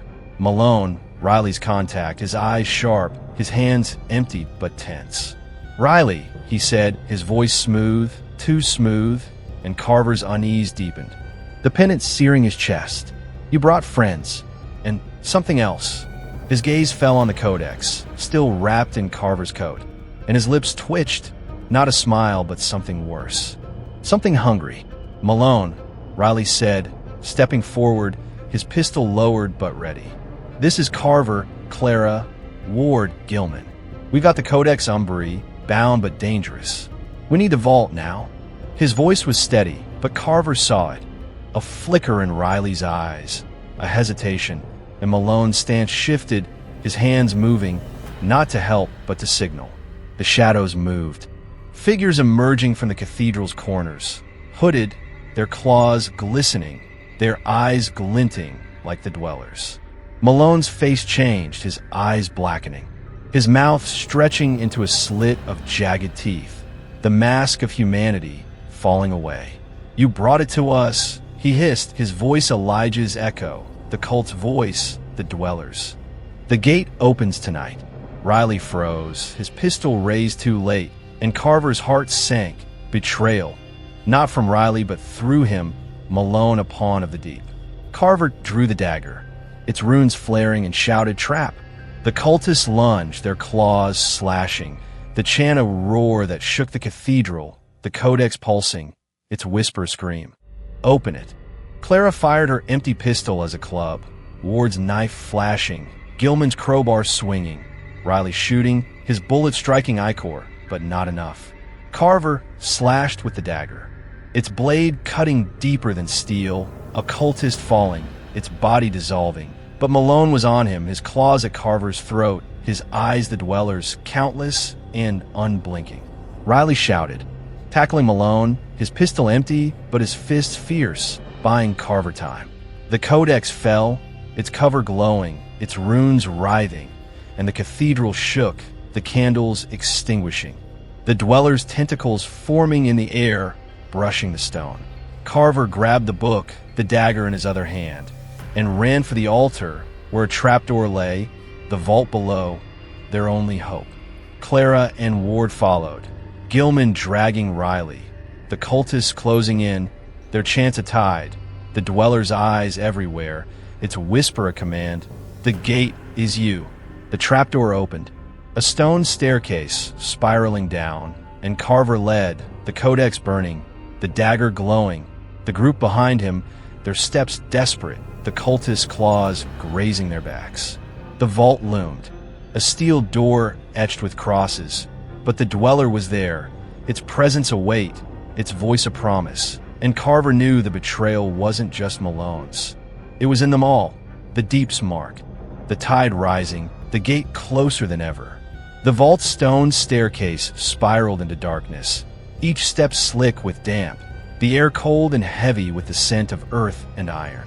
Samuel Carver led the descent, the codex clutched tightly, its bound silence a lie that pulsed against his chest, its whisper a relentless tide in his mind, urging him to open it, to see the gate, to join the deep. The dagger in his other hand glowed faintly, its runes a fragile light against the shadows, while the pendant at his neck burned, its silver spiral a searing reminder of the dweller's hold. Clara Reed and Thomas Ward followed close, their breaths ragged, their weapons useless, Clara's pistol a club, Ward's knife bloodied but dull. Obud Gilman supported Dan Riley, the ex-cop's leg bleeding through his bandage, his face grim as he gripped his near-empty pistol. His betrayal by Malone, a wound deeper than the claw marks. The cultist chants echoed from above, a guttural roar that shook the cathedral's walls, their claws scraping the trapdoor. Their eyes glinting like the dwellers, countless and unblinking. The fog outside pulsed with green lights, the dweller's presence a pressure that crushed the air, its tentacles brushing the stone. Its whisper a command, "The gate is you." Carver's boots hit the vault's floor, a cavern of steel and stone, its walls etched with crosses and runes, a prison for relics like the Codex. The steel door loomed, heavy and unyielding, its surface cold under his touch, but the lock was simple. A keyhole that matched the key Father Callahan had pressed into his hand before they left Gloucester. His burns throbbed, the ichors taint a dull fire, and his body ached, bruised and battered. But his mind clung to the mission. Secure the Codex, seal the gate, stop the Dweller. Malone's betrayal, his human mask hiding the Deep's mark, had shaken him, but Riley's fight, his tackle to save Carver, proved his loyalty, a fragile thread in a web of deceit. The group gathered, their faces pale in the dagger's glow, their resolve a flickering flame against the tide. "Open it," Carver said, his voice hoarse, handing the key to Riley, whose hands were steadier despite his wounds. Riley nodded, his jaw tight, and worked the lock, the mechanism grinding, the door groaning as it swung inward. The vault was small, its shelves lined with boxes and relics, each marked with crosses, their presence a weight that pressed against Carver's thoughts. The Codex burned in his grip, its whisper louder, promising power, ruin, the deep, and he felt the pendant's heat, the Dweller's eyes forming in the shadows, watching, hungry. Clara stepped forward, her voice trembling but fierce. "Put it in," she said, her eyes on the Codex, her hands clenched, the memory of Holt's sacrifice raw in her gaze. "We end this now." Ward nodded, his anger a quiet fire, his knife ready, though it was no match for the cultists above. Gilman's crowbar hung at his side, his fisherman's fear tempered by the fight, his eyes darting to the staircase, where the chants grew louder, the trapdoor splintering. Carver moved to a shelf, a steel box at its center, its lid etched with runes that matched the daggers. He set the Codex inside, its glow dimming, its whisper fading, but not gone, a lingering thread that pulled at his mind. He closed the lid, the runes flaring, and felt a shift of pressure lifting, the Dweller's presence retreating, though its eyes still watched, patient, eternal. Riley locked the box, the key snapping in the mechanism, a final seal, and Carver exhaled, the pendant cooling. The chant above faltering, the fog's green lights dimming. "It's done," Carver said, his voice steady, though his hands shook, the dagger's glow fading, its runes quiet. But the relief was fleeting, the trapdoor above shattered, wood splintering, and cultists poured down, their robes glistening, their claws slashing, their eyes glinting like the Dwellers. Malone led them, his face no longer human, his mouth a maw of jagged teeth, his voice a hiss that carried the Deep's will. "The gate is not closed," he said, his claws flexing, the chants surging, the Dweller's tentacles forming in the vault, brushing the steel, cold as death. Carver drew the dagger, its runes flaring again, and shouted, "Hold them!" Riley fired, his last bullets striking Icor, the cultists staggering but not falling, their bodies yielding like water. Clara swung her pistol, cracking a cultist's skull, while Ward's knife slashed. Icor burning his hands. Gilman's crowbar swung, a fisherman's strength behind it, but the cultists were relentless, their chants a tide, the Dweller's eyes countless, their gaze crushing. Malone lunged at Carver, his claws at his throat, and Carver drove the dagger in his chest, the runes searing, Icor flooding, Malone's hiss a scream as he collapsed, his body dissolving. The chant faltering, the vault shook, the shelves trembling, relics falling, their runes glowing, a chorus against the deep. The Dweller's tentacles lashed, shattering stone, and Carver felt its whisper, not just in his mind, but in the air, a voice that promised the gate was near, that blood would open it. He backed to the box, the Codex's weight still there, its silence a lie, and saw Clara fall, A cultist clawed her arm, blood welling. Ward pulled her free, his knife flashing, and Riley tackled another, his strength fading, his wound reopening. Carver's mind raced, the pendant burning, the dagger's runes a beacon. The codex was bound, but the cult's ritual wasn't. Blood, Clara's words echoed. Blood opens the gate. He shouted, "Riley, the door!" and ran, dragging Clara, Ward, and Gilman behind. Riley limping, firing his last shot. They reached the vault door, slamming it shut, the steel groaning, the cultists pounding, their claws scraping, the chanter roar. The lock held, the runes glowing, but the dweller's presence was there, its tentacles seeping through the cracks, its eyes forming, its whisper a command. "You are the gate." Carver leaned against the door, his breath ragged, Clara's arm bleeding, Riley's face gray, Ward's knife trembling, Gilman's crowbar bent. The vault was sealed, the codex locked. But the cultists were endless, the dweller eternal, and Carver knew the fight wasn't over. "We need to get out," he said, his voice low, urgent, the dagger in his hand, its runes dim but alive. The cathedral, the streets, anywhere but here. Riley nodded, his voice weak. "There's a tunnel," he said, pointing to a grate in the vault's floor, barely visible, its edges rusted. "Leads to the river, maybe a way out." He limped to it, prying it open with Gilman's crowbar, the metal screaming, the chant above deafening, the dweller's tentacles pressing, cold and alive. The tunnel was narrow, damp, its air foul, but it was a chance, and Carver took it, leading Clara and Ward behind, Riley and Gilman last, the vault door buckling, the dweller's eyes everywhere. The tunnel sloped downward, its walls slick, the sea's murmur seeping through, the green lights pulsing faintly, the dweller's presence a weight that slowed their steps. Carver's burns throbbed. The codex's absence a relief, but its whisper lingering, the pendant burning, the dagger's runes a fading light. Clara's arm bled, Ward's strength waned, Riley's leg gave out, Gilman carrying him. The group a broken chain, their resolve a fragile flame. The tunnel opened to a riverbank, the Charles black and still, Boston's lights distant, the fog thick, the dweller's eyes watching. The chant a tide that followed. Carver paused, the dagger ready, the pendant searing, and felt the dweller's whisper, not just a voice but a truth. The gate wasn't just the codex, but them, their blood, their fear, their fight. The cult was coming, Innsmouth's heart still beating, and the tide was rising, promising no escape, only the deep.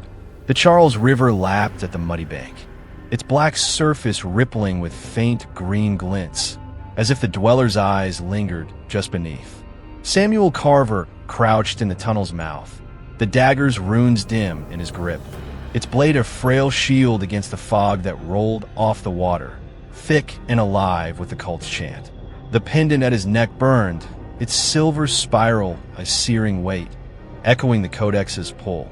Though the book was locked away in the vault beneath St. Paul's, Clara Reed leaned against the tunnel wall, her arm bleeding through a makeshift bandage, her face pale, but her eyes fierce, clutching the empty pistol like a talisman.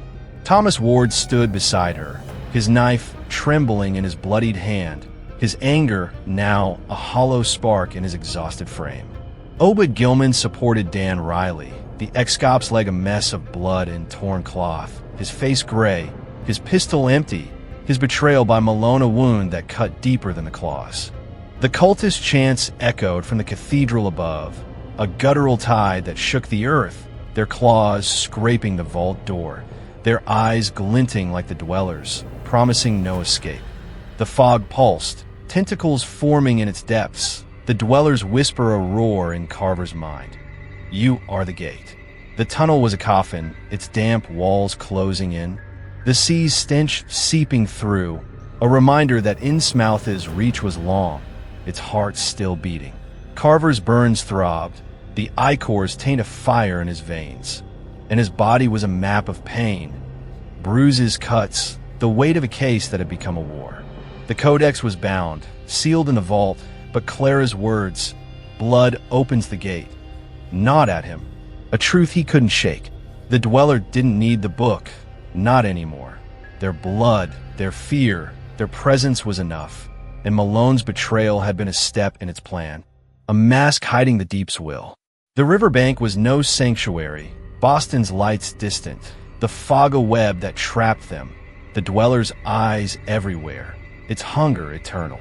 "We can't stay here," Carver said, his voice low, hoarse from shouting, the dagger steady despite his shaking hands. He scanned the riverbank, the fog swirling, the green lights pulsing, a map of the dweller's intent. "The cult's coming, and the dweller knows we're here. We move, find a way to lose them, then figure out how to end this." His eyes met Clara's, her resolve a mirror of his own, and she nodded, wincing as she adjusted her bandage. Ward's voice was a rasp, his knife glinting in the faint light. "Into how?" he asked, his anger breaking through his exhaustion.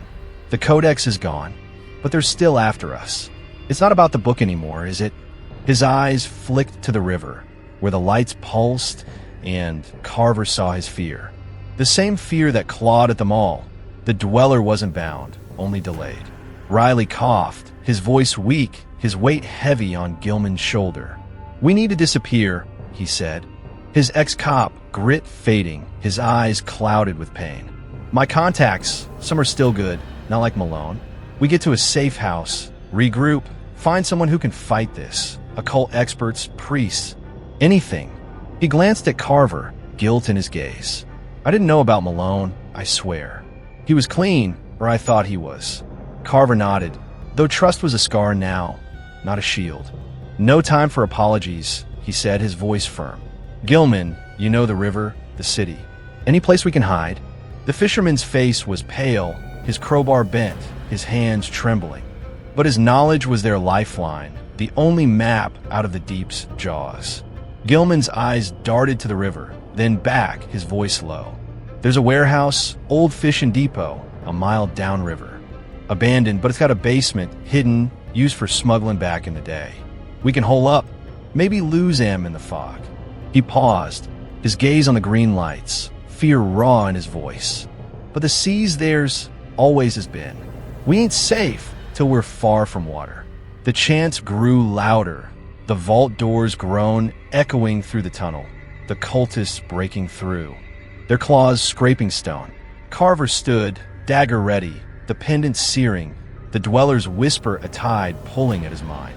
"Move," he said, leading them out, the riverbank slick underfoot, the fog a gray wall that swallowed Boston's lights.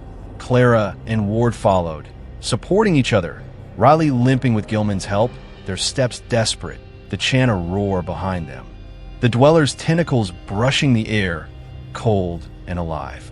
The riverbank was treacherous, mud sucking at their boots, the fog alive with shadows. Cultists, their robes glistening, their eyes glinting, moving through the mist like predators. Carver's dagger glowed faintly, its runes of frail light, and he slashed at a figure that lunged, its claws grazing his arm, ichor burning his skin. Clara swung her pistol, cracking a cultist's skull, while Ward's knife flashed, ichor spraying, his strikes wild but fierce.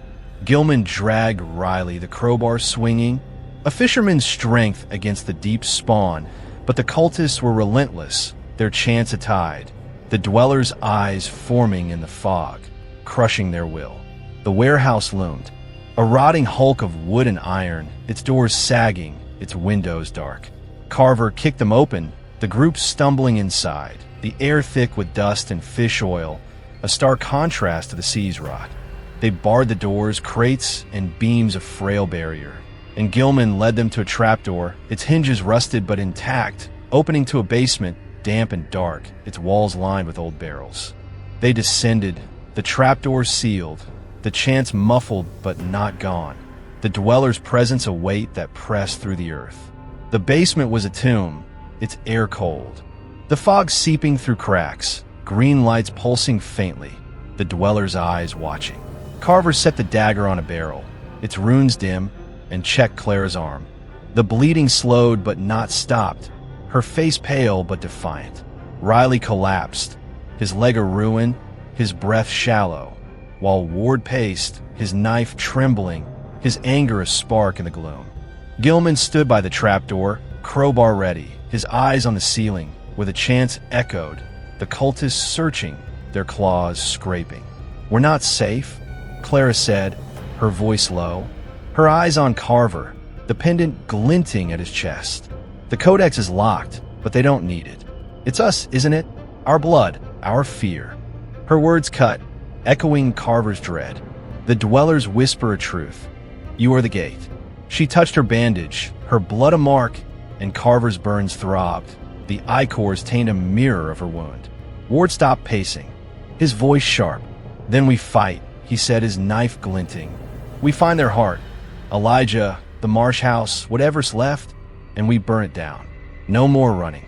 His eyes burned, his anger a fire. But Carver saw his fear, the dweller's eyes in his gaze, a shadow of the deep. Riley coughed, his voice faint. "He's right," he said, his face gray, his strength fading. "We can't hide forever. The warehouse buys us time, but they'll find us. My contacts, there's one, a professor, Miskatonic University, knows the old ones. If we reach him, he might know how to stop this." He paused, his eyes on Carver, guilt heavy. "I'll let us to Malone. Let me make it right." Carver nodded, the pendant burning. The dwellers whisper louder, the chants above a tide. "We rest, then move," he said, his voice firm, though his heart raced. "Gilman, you know the river paths. Can we make the university?" The fisherman nodded, his fear raw but his resolve steady, and Carver felt a spark of hope. Fragile but real. The trapdoor rattled, a claw scraping, the chants a scream, the dweller's tentacles seeping through the cracks, cold and alive. Carver grabbed the dagger, its runes flaring, and stood, the group behind him, their weapons raised, their blood a key, the gate closer than ever. The fog pulsed, the dweller's eyes countless, its whisper a command, the tide rising. The deep claiming its own, and Carver knew the betrayer's mask wasn't just Malone's. It was in them all, the mark of the sea, the fight for their souls. Chapter 9. The Descent into Darkness. The basement of the abandoned warehouse was a crypt, its damp walls closing in, the air thick with the stench of mold and the faint, metallic tang of the sea. Samuel Carver stood by the trapdoor, the dagger's runes flickering in his grip, their glow a frail shield against the fog seeping through the cracks, its green lights pulsing like the dweller's eyes. The pendant at his neck burned, its silver spiral a searing weight, a reminder of the Codex's mark, though the book was locked away in Boston's vault. Clara Reed sat against a barrel, her arm bandaged, but bleeding through, her face pale, her eyes fierce despite the pain. Thomas Ward gripped his knife, his anger a smoldering ember, his breath sharp in the cold air, his gaze darting to the ceiling, where the cultists' chants echoed, their claws scraping the trapdoor above. Obed Gilman supported Dan Riley, the ex-cop's leg a ruin, his face gray, his strength fading, his voice a rasp as he spoke of a professor at Miskatonic University, a last hope against the dweller. The fog outside was alive, the dweller's tentacles brushing the walls. Its whisper a tide in Carver's mind, promising the gate, the deep, his name a command that clawed at his sanity. The chants grew louder, a guttural roar that shook the earth, the trapdoor rattling. Splinters falling like ash. Carver's burns throbbed, the ichors taint a fire in his veins, and his body was a map of pain, each bruise a memory of Innsmouth's horrors, the church, the cove, Malone's betrayal. The codex was bound, but Clara's words, "Blood opens the gate," were a truth he couldn't escape. The dweller needed no book now. Their blood, their fear, their presence was enough. And the cult was relentless, their eyes glinting like the dwellers, their claws a promise of the tide. The warehouse was a fleeting shelter, Boston's lights a distant dream. And the river outside was the dweller's domain, its green lights a map of hunger, watching, waiting. "We move now," Carver said, his voice low, urgent, the dagger steady despite his shaking hands. He glanced at Riley, whose plan to reach Miskatonic University was a gamble, but their only lead. Gilman, you said the river paths can get us there. How far? His eyes met the fisherman's. Fear raw in their depths, but Gilman's knowledge was their lifeline, a thread through the deep's web. Gilman's hands trembled, his crowbar bent but ready. 5 miles, maybe 6, he rasped, his voice barely audible over the chance. There's a trail, old smuggler's route, stays close to the river but hidden. Miskatonics and Arkham, just past the city. We can make it by dawn. If we're quick. He paused, his eyes on the trapdoor, the claws louder now, the wood splintering. But the sea's awake, Carver. It knows we're running. Clara stood, wincing, her bandage dark with blood, her voice fierce. Then we don't stop, she said, her eyes burning with resolve. The professor, Riley's contact, he might know how to end this. We can't hide here, not with him so close. She gripped her empty pistol, a club now, and Ward nodded, his knife glinting, his anger flaring, a spark against the dark. Riley coughed, his face gray, his leg bleeding through its bandage, but his ex-cop grit held. Professor Armitage, he said, his voice weak but clear. Henry Armitage, Miskatonics librarian. Worked occult cases. Knows the old ones. If anyone can stop the Dweller, it's him. He leaned on Gilman, his eyes on Carver, guilt heavy. I messed up with Malone. Let me get us to Armitage. Carver nodded. Trust a scar, but necessary. The pendant burning. The Dweller's whisper louder, the chance a tide. We go, he said, his voice firm, the dagger's runes flaring as he moved to the trapdoor. Not to open it, but to find another way out.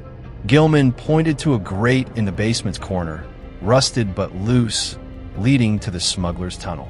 They pried it open, the metal screaming, the chants above deafening, the Dweller's tentacles seeping through the trapdoor's cracks, cold and alive.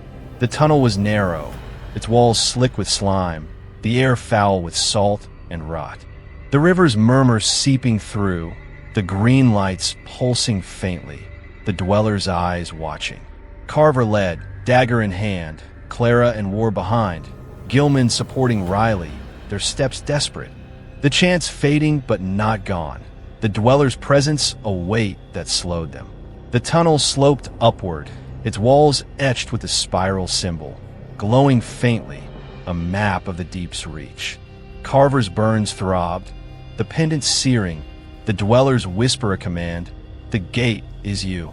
The tunnel opened to a wooded path, the river to their left. Its black surface rippling with green lights, the fog thick, the trees twisted, their branches like claws. Carver paused, the dagger's runes dim, the air heavy with the sea's stench. The chants faint but growing, the cultists tracking them, their claws a promise in the dark. Clara's arm bled, Ward's knife trembled, Riley's strength waned, Gilman's fear await, but they moved. The path their only guide, Arkham's lights a distant hope. A shadow lunged from the fog, a cultist, its claws slashing, its eyes glinting like the Dweller's. Carver slashed with the dagger, its runes flaring, ichor spraying, the figure collapsing, its body dissolving, the chant faltering. More came, their robes glistening, their movements fluid, their claws grazing Clara's back. Ward's arm, Gilman's face.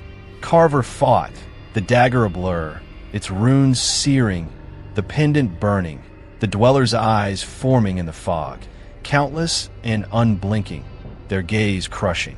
Clara swung her pistol, cracking a skull, Ward's knife slashing, Gilman's crowbar swinging, Riley firing his last shot, ichor pooling, the cultists relentless. The Dweller's tentacles brushing the air, cold as death. The path widened, Arkham's outskirts looming, Miskatonic University a silhouette of spires and stone, its library a beacon. Armitage their hope. Carver led, the group battered, their blood a key, the Dweller's whisper a roar. The gate is open. The cultists pressed, their chants a tide, the fog alive with tentacles. The green lights flaring, the deep closer than ever. The library's doors were near, but the Dweller was nearer, its eyes in the fog, its voice in their blood, The gate not a place, but them. Their fight a ritual, the tide rising, claiming its own. The fog coiled around the wooded path like a serpent, its gray tendrils thick with the dwellers' green lights. Pulsing in time with the cultist chants that pursued Samuel Carver and his group through the night. The dagger's runes flickered in his grip, their glow dimming as the air grew heavier, saturated with the sea's metallic rot, a stench that clung to his lungs. The pendant at his neck burned, its silver spiral a searing anchor, tying him to the dweller's whisper, a relentless tide in his mind, speaking his name, promising the gate, the deep, an end to resistance. Clara Reed stumbled beside him, her arm bleeding through its bandage, her face pale, but her eyes burning with defiance, her empty pistol a club in her trembling hand. Thomas Ward's knife glinted, his steps unsteady, his anger a fading ember, his bloodied arm a testament to the cultist's claws. Obed Gilman half-carried Dan Riley, the ex-scop's leg a ruin, his face gray, his breath shallow, his hope pinned on Professor Armitage at Miskatonic University, their last chance to stop the dweller. The chants were closer now, a guttural roar that shook the trees. The cultist's footsteps soft but relentless, their glistening claws a promise in the fog. The dweller's tentacles brushing the air, cold and alive, its eyes countless, watching, claiming. Carver's burns throbbed, the ichor's taint of fire in his veins, his body a map of pain. Bruises from the cove, cuts from the cathedral, exhaustion that weighed heavier than the codex ever had. The book was locked away, bound in Boston's vault, but its absence was no victory. The dweller's gate was not a place but them, their blood, their fear, as Clara had warned. The cultists needed no book, only their lives, and Armitage was a gamble, a scholar against a god. The path twisted, Arkham's spires looming, Miskatonic's library a faint silhouette, its promise of answers a fragile flame in the dark. Carver led, dagger raised, the pendant's heat blurring his vision, the dweller's whisper a scream. You are the gate. The path opened to a clearing, the university's stone walls ahead, but the fog surged, a gray wave that swallowed the stars, the green lights flaring. The dweller's tentacles snapping branches like bones. A cultist lunged, its claws slashing, and Carver swung, the dagger's runes flaring, ichor spraying as the creature fell, its body dissolving. Its eyes a mirror of the dwellers. More came, their robes glistening, their movements fluid, their chants a tide that crushed the air. Clara fought, her pistol cracking a cultist's jaw, Ward's knife slashing, ichor burning his hands, Gilman's crowbar swinging, Riley's strength gone, his pistol empty, his body slumped against Gilman, the group a broken chain against the deep. Carver shouted, "Keep moving," his voice hoarse, the library's doors so close, their iron frame a promise of sanctuary. He slashed through another cultist, the dagger's runes searing. The pendant burning, the dweller's eyes forming in the fog, their gaze a weight that slowed his steps. Clara stumbled, a claw grazing her leg, and Ward pulled her up, his knife flashing, blood mixing with ichor. Gilman dragged Riley, the fisherman's strength a fading spark, the crowbar heavy in his hand, the chants a roar, the dweller's tentacles closer, their tips brushing Clara's back, cold as death. The library doors loomed, heavy oak carved with symbols, not the spiral, but crosses, runes, wards that felt like a shield, however frail. Carver kicked them open, the group spilling inside, the air warm with dust and old leather, shelves towering over a marble floor, a single lamp glowing on a desk. They slammed the door shut, barring them with a chair, the cultists pounding, their claws scraping, the chants of thunder that shook the walls, the dwellers' tentacles seeping through the cracks, their eyes countless. Their whisper a command, "Open the gate." An older man emerged from the shadows, his hair white, his spectacles glinting, his face lined but sharp, a book clutched in his hands. "Armitage," he said, his voice steady, his eyes taking in their blood, their weapons, their fear. "You've brought the deep to my door. Speak, quickly." His gaze fell on Carver's dagger, the pendant, and narrowed, recognizing their mark, the Dweller's shadow. Carver stepped forward, the dagger's runes dim, the pendant searing, his voice urgent. "Professor Armitage, I'm Carver, detective. The Codex is bound. In Boston, but the cult's after us. Our blood for the Dweller's Gate. We need to stop them. End this." He gestured to the group, Clara's bleeding arm, Ward's trembling hands, Riley's fading form. Gilman's fear, the chance outside a tide that wouldn't relent. Armitage's face darkened, his book, a grimoire, its cover etched with runes, trembling in his hands. "The Dweller in the Deep," he said, his voice low, heavy with knowledge. "An old one, older than time, bound by blood, awakened by it. The Codex was but a guide. Your lies are the key. The gate is not a place, but a moment, a sacrifice." He moved to a shelf, pulling a tome, its pages yellowed, its script dense, alien. "There's a ritual to banish it, but it demands blood, willingly given, and a price, life or worse." Clara's voice cut through, fierce despite her pain.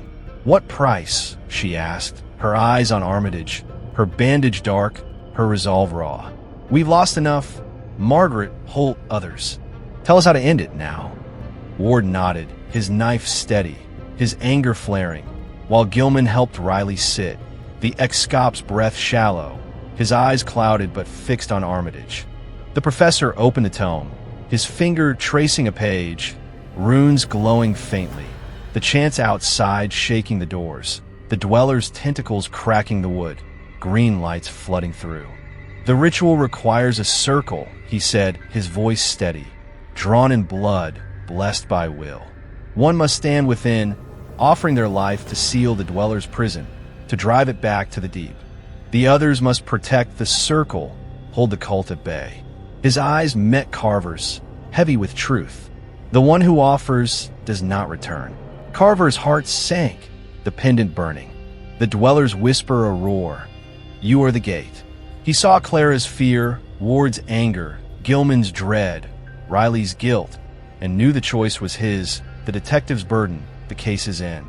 "I'll do it," he said, his voice firm, the dagger raised, its runes flaring, the group's protests silenced by his gaze, the chance a tide, the Dweller's eyes closer, their hunger await. Armitage nodded, his face grim, and began the ritual, drawing a circle on the marble floor, his blood knife sharp, his chants low, Latin and older, a language that fought the Dweller's drone. Clara and Ward stood guard, their weapons ready, Gilman dragging Riley to the circle's edge, the ex-cop's voice a plea, "Not you, Carver." The doors buckled, cultists pouring in, their claws gleaming, their eyes glinting, the Dweller's tentacles lashing, shattering shelves, the green lights blinding, the whisper a scream. The gate is open. Carver stepped into the circle, the dagger in his heart, his blood afire, the pendant glowing, its spiral a mirror of the Dweller's will. Armitage chanted, the runes flaring, the circle glowing, the Dweller's tentacles screaming, the cultists lunging. Clara's pistol cracking, Ward's knife slashing, Gilman's crowbar swinging, Riley's last stand, his body a shield.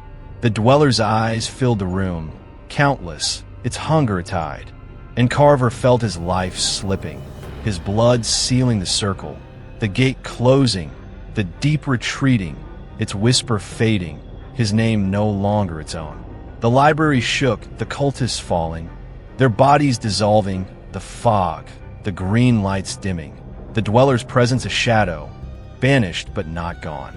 Carver collapsed, the dagger falling, the pendant cold, the circle dark, his breath a final gift, the group's cries a distant echo, the tide paused, the deep waiting, its eyes eternal, the fight not over, but theirs.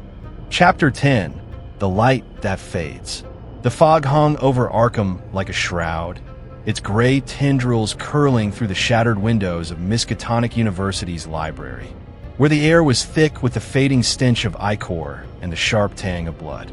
Clara Reed knelt beside Samuel Carver's body, her hands trembling, her bandage soaked through, her tears silent as she pressed her palm against his still chest. The dagger lay beside him, its runes dark, the pendant at his neck cold, its silver spiral no longer burning. A lifeless relic of the Dweller's Mark. Thomas Ward stood frozen, his knife slick with ichor, his anger broken, his eyes hollow as he stared at the circle of blood on the marble floor, now dim, its glow extinguished with Carver's sacrifice. Obed Gilman supported Dan Riley, the ex-cop's leg bleeding, his face gray, his breath shallow, his guilt a weight heavier than his wounds. Professor Henry Armitage stood over the circle, his grimoire trembling in his hands, his face lined with sorrow, his chants silenced. The ritual complete, but at a cost that echoed in the library's stillness. The Dweller's chant was gone, its green lights faded, its tentacles retreated, but its eyes lingered in the fog. Countless and patient, a promise of return. The library was a battlefield, shelves splintered, books scattered, their pages fluttering like dying birds. The cultists were gone, their bodies dissolved into pools of ichor that steamed and sank into the floor, their final screams a fading echo of the Dweller's rage. The circle had held, Carver's blood sealing the gate, banishing the Dweller to the deep, but the victory was hollow, a pause in a tide that would rise again. Clara's voice broke the silence, a whisper raw with grief. "He's gone," she said, her hand on Carver's face, his eyes closed, his features calm, a detective who'd solved his final case. "He didn't have to, it should have been me." Ward's knife fell, clattering on the marble, his voice a rasp. "He chose," he said, his eyes on Carver, anger giving way to respect, a spark in his exhaustion. He knew what it meant. "We don't waste it." His hands clenched, ichor drying on his skin, and he looked at Armitage, seeking answers, a path forward, anything to make sense of the loss. Riley coughed, his voice faint, his body slumped against Gilman. "He saved us," he said, his eyes clouded, guilt raw in his gaze. "Malone, the Codex, all of it. I let us into traps, but Carver kept going. We owe him." He glanced at Armitage, his ex-cop grit fading, his hope pinned on the professor, on Miskatonic's knowledge, on a way to ensure the Dweller stayed bound. Armitage closed his grimoire, its runes dim, his voice heavy. "The ritual worked," he said, his eyes on Carver's body, the circle's blood drying, a scar on the floor. "The Dweller is banished, its gate closed, but not forever. The deep is eternal, and Innsmouth remains its heart.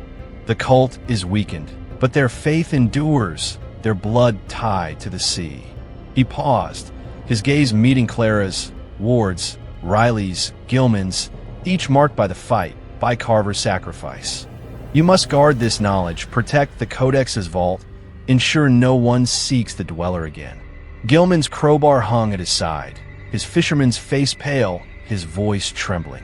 "Innsmouth ain't done," he said, his eyes on the fog, where the sea's murmur lingered, a reminder of the deep's reach. "They'll rebuild, call it back. What do we do? Run? Fight?" His hand shook, fear and resolve warring, the weight of survival a chain he couldn't break. Clara stood, wiping her tears, her voice steady despite the grief, her arm throbbing, her resolve afire. "We fight," she said, her eyes burning, Carver's sacrifice a spark in her soul. "We go back, burn Innsmouth if we have to, root out the cult, the marshes, whatever's left. Carver gave us a chance. We don't let it slip." She glanced at Ward, who nodded, his knife retrieved, his anger reborn, and Riley, who forced a nod, his strength gone, but his will unbroken. Armitage's face darkened, his voice low, urgent. "Innsmouth is a wound," he said, moving to a shelf, pulling a map, its edges worn, marked with symbols, spirals, crosses, runes. "The cult's temple lies beneath the town, a subterranean heart where the Dwellers will fester. Destroy it, and you may break their hold, but the cost will be high. Blood, lives, perhaps your souls." He spread the map, pointing to a network of tunnels, their paths converging under the cliffs, the cave where Margaret Hale had died, where the Dweller's Gate had first stirred. I'll give you what I can, wards. Knowledge, allies for Miskatonic, but the choice is yours. The fog outside thinned, Arkham's dawn breaking, a gray light filtering through the shattered windows. The seas murmur softer, but not silent. Clara took the map, her hands steady, her eyes on the tunnels, the temple, the heart of Innsmouth's curse. "We'll do it," she said, her voice a vow, Ward and Riley nodding, Gilman hesitating but joining, their bond forged in blood, Carver's shadow a guide. For him, for Margaret, for everyone they took. Riley's voice was a whisper, his face pale, his leg bleeding. "I know people," he said, his ex-cop network of faint hope. "Not Malone's kind, but fighters, ones who'll believe us. We'll need them, and guns, more than knives and crowbars."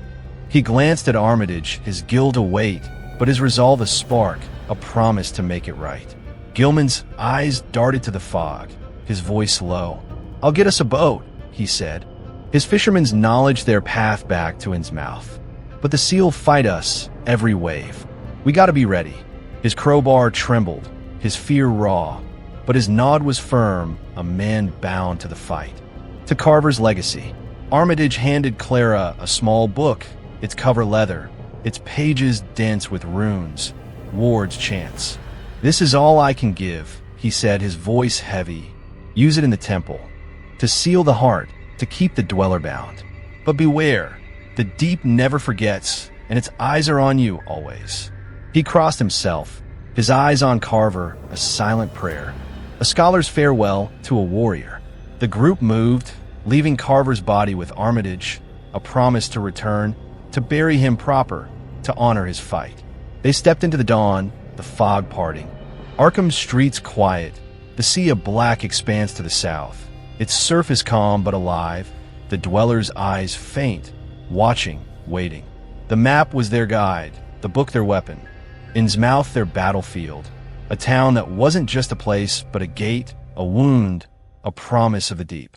Clara led, Ward and Riley at her side, Gilman behind, their steps heavy but unbroken, their blood a key, their fight a question. Could they end the Dweller's hold, or would the tide claim them? Too? The sea whispered, not a chant but a call, a mystery unanswered. The Dweller's eyes eternal, its gate closed but not locked, its hunger a shadow that followed. They walked, the light fading, the deep waiting, the fight theirs for now, forever. The dawn over Arkham was a thin, gray veil, its light barely piercing the fog that clung to the streets, a lingering echo of the Dweller's presence. Clara Reed led the way, her arm throbbing beneath its blood-soaked bandage. The map from Professor Armitage clutched tightly, its worn edges marked with spirals and runes that traced the tunnels beneath Innsmouth. Thomas Ward walked beside her, his knife cleaned but still stained with ichor, his face set, his anger now a quiet resolve, a fire kindled by Carver's sacrifice. Obed Gilman supported Dan Riley, the ex-cop's leg a mess of blood and torn cloth, his face pale, his breath shallow, but his eyes sharp, fixed on the road ahead, his promise of contacts in Boston a fragile hope. The small book Armitage had given them, its leather cover heavy with wards and chants, hung at Clara's side, a weapon against the deep, though its weight felt like a chain, binding them to the fight. The sea's murmur followed, a soft but persistent call, the Dweller's eyes faint in the fog, countless and unblinking, watching, waiting, their whisper a shadow in their minds. The gate was closed, but not forever. They moved through Arkham's quiet streets, the town waking slowly, its people oblivious to the horrors that had unfolded in Miskatonic's library. The air was cold, heavy with salt and the faint rot of the sea, a reminder that Innsmouth was near, its wound still bleeding. Clara's steps were steady, her grief for Carver a raw ache. But his choice, to give his life to seal the Dweller's Gate, drove her forward, a vow to finish what he'd started. The map showed a network of tunnels. Their heart, a subterranean temple beneath Innsmouth's cliffs, with a cult's rituals pulsed where Margaret Hale had died, where the dwellers will linger. Armitage's warning echoed. Destroy the temple, break the cult's hold, but the cost would be high. Blood, lives, perhaps their souls. We need that boat, Clara said, her voice low, urgent, glancing at Gilman, whose fisherman's knowledge was their path back to Innsmouth. Can you get it ready at the docks? Her eyes met his, fear raw in their depths, but his nod was firm, a man bound to the fight. Despite the sea's terror. Aye, Gilman rasped, his crowbar tucked into his belt, his hands trembling but steady. There's a skiff hidden at Arkham's Wharf, used for night runs. It'll take us to Innsmouth by noon, if the tide's with us.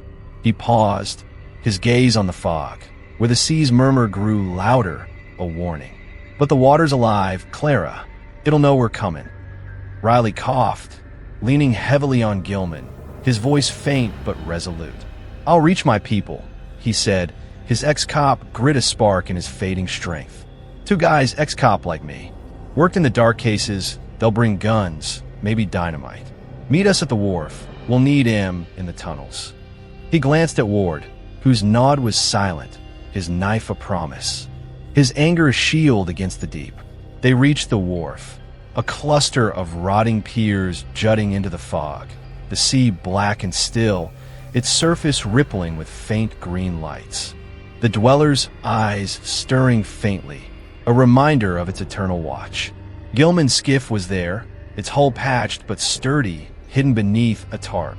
He worked quickly, checking ropes and fuel, his hands steady despite the fear in his eyes, while Clara and Ward helped Riley aboard, the ex-cop's weight a quiet burden.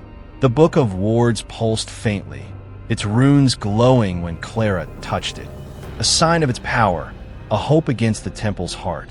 They boarded, the skiff rocking gently, the fog closing in, the sea whispering, not a chant but a call, deep and cold, promising the tide. The engines sputtered to life, Gilman steering, the skiff cutting through the water, the fog a gray wall that seemed to breathe, its green lights pulsing. The dwellers' presence a weight that pressed against their thoughts. Clara opened the map, its tunnels a labyrinth beneath Innsmouth, the temple marked in red, a wound in the earth. We enter here, she said, pointing to a cave mouth under the cliffs, the same where Margaret had died, where the dweller's gate had stirred. The book's chants should seal the temple, break the cult's hold, but we'll need to fight our way in. Ward's voice was low, his knife glinting in the faint light. They'll be waiting, he said, his eyes on the sea, where the green lights swirled, forming shapes, tentacles, eyes, a mass that vanished when he blinked. Elijah, the marshes, whatever's left of the cult. We hit hard, no hesitation. His anger flared, a fire against the fog. And Clara nodded, her resolve a mirror, Carver's sacrifice a vow they shared.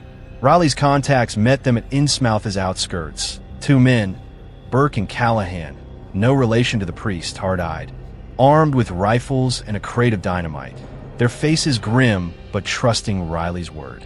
Heard of Innsmouth, Burke said, his voice rough, loading a rifle. Never thought I'd see it. Let's make it quick. Callahan nodded, his dynamite a promise of destruction, a tool to bury the temple, to end the dweller's heart. They landed at the cliffs, the cave mouth looming, its entrance dark but glowing faintly, the spiral symbol carved above, pulsing with the sea's rhythm. The fog was thick, the green lights bright, the dweller's eyes watching, its whisper a tide. The gate is near. Clara led, the book of Ward's in her hands, its runes flaring, Ward and Riley behind, Burke and Callahan covering the rear, Gilman's crowbar ready. The group a fragile chain against the deep. The cave was damp, its walls slick, the air heavy with salt and rot, the chants rising, not just in their minds but real, a drone from the temple below. Cultists emerged, their robes glistening, their claws slashing, their eyes glinting like the dwellers. Clara chanted from the book, its runes glowing, a shield that burned the cultists. Their ichors steaming as they fell.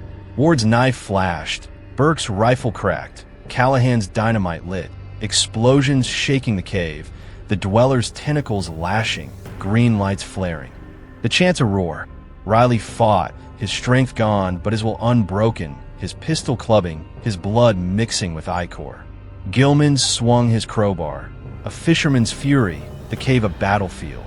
The temple close, its heart pulsing, the dweller's eyes countless, its whisper a scream. The gate is you.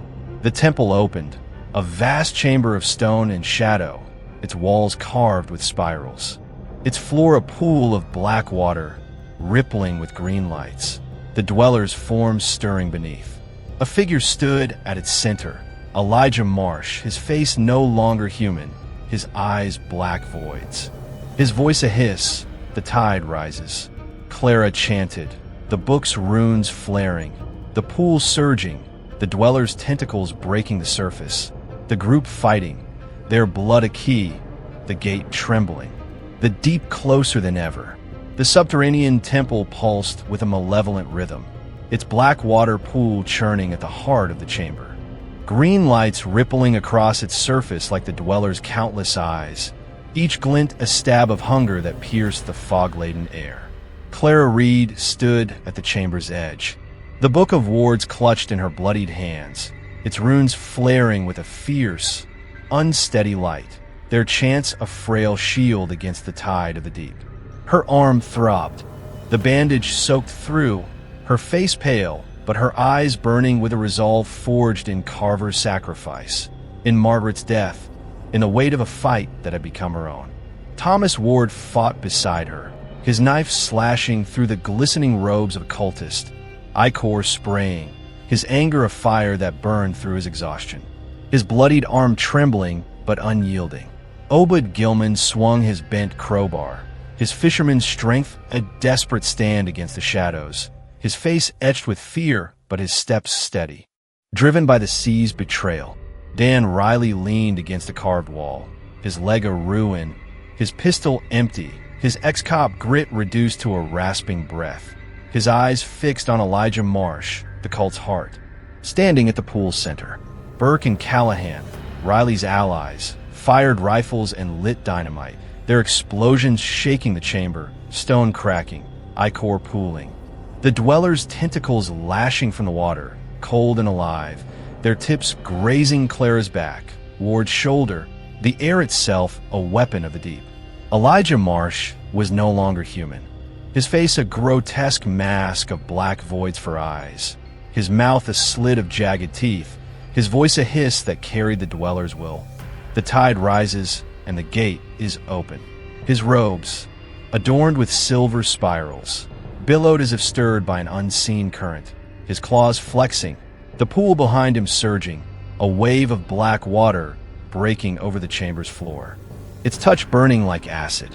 The dweller's form stirred beneath, a mass of tentacles and eyes, its presence a pressure that crushed Clara's chest, her chants faltering, the book's runes flickering, the circle of light around her shrinking. The cultists pressed forward, their numbers endless, their eyes glinting, their claws slashing, the chants a roar that drowned the dynamite's blasts. The dwellers whisper a scream in their minds. You are the gate.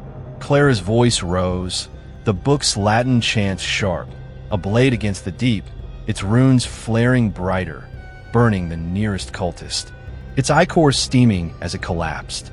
Hold them, she shouted, her eyes on Elijah, the temple's heart, the key to breaking the dweller's hold. Ward slashed, his knife sinking into a cultist's chest. Ichor burning his hands, his roar a defiance of the tide. Gilman swung his crowbar, cracking a cultist's skull, his fisherman's fury a match for the sea's wrath, but a claw grazed his side. Blood welling, his steps faltering. Burke fired, his rifle's crack echoing, dropping 2 cultists, while Callahan lit another stick of dynamite, its fuse hissing, the explosion shattering a wall. Rubble falling, the pool surging, the dwellers' tentacles reaching higher, their eyes locking onto Clara, countless and unblinking. Riley pushed off the wall, his strength gone, his voice a rasp.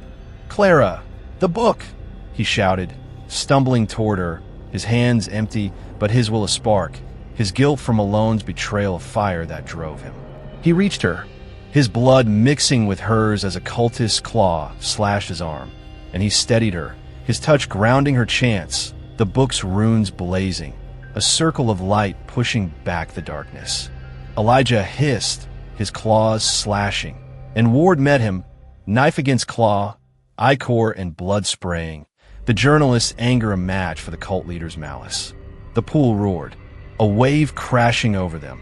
The dwellers formed clearer now, its tentacles wrapping around the chamber, its eyes a constellation of hunger, the gate trembling, the deep rising. Clara's chance peaked, the book's runes searing, the circle of light of fire that burned the fog, the ichor, the cultist's robes. "Now!" she screamed, and Callahan threw the dynamite, its explosion shaking the temple.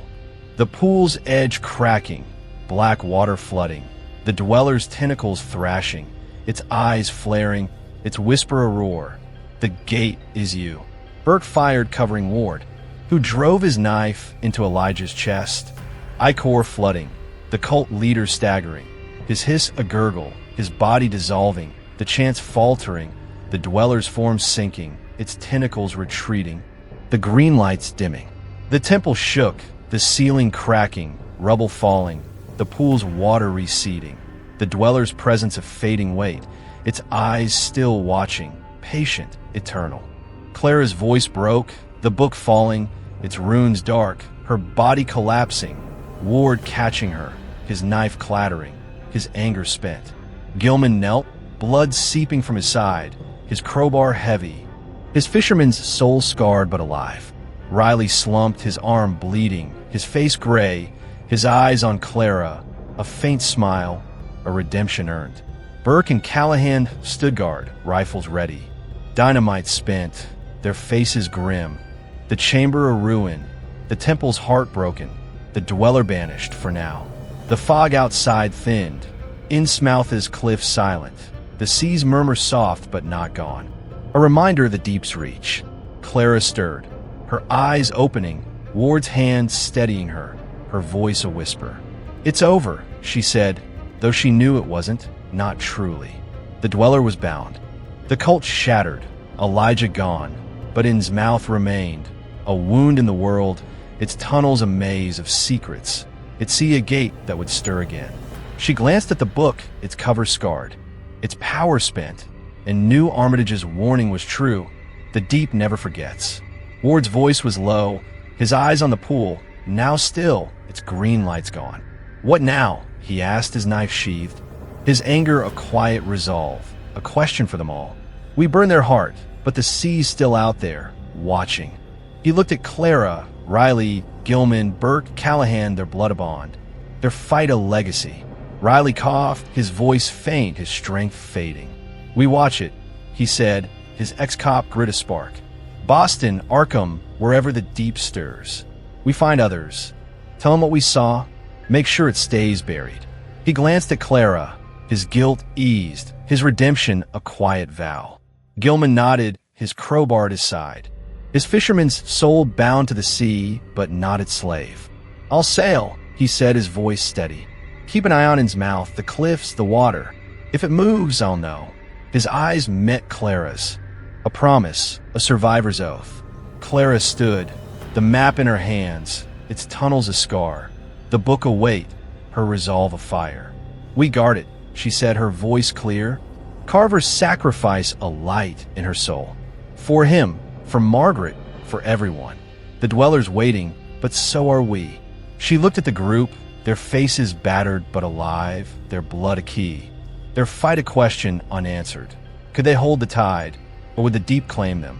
Two, the chamber was silent, the sea's whisper faint, a mystery that lingered, the dwellers' eyes a shadow. Its gate paused but not locked, its hunger eternal. They left the temple, the cliffs behind them, Innsmouth a wound that wouldn't heal, their steps heavy but unbroken, the fight theirs. The light fading, the deep watching, always. For you, the listeners, the question remains, what would you do if the shadows called your name? Like, comment, subscribe, and join us at Eli Nightfall for more tales of the unknown, where the tide never stops rising.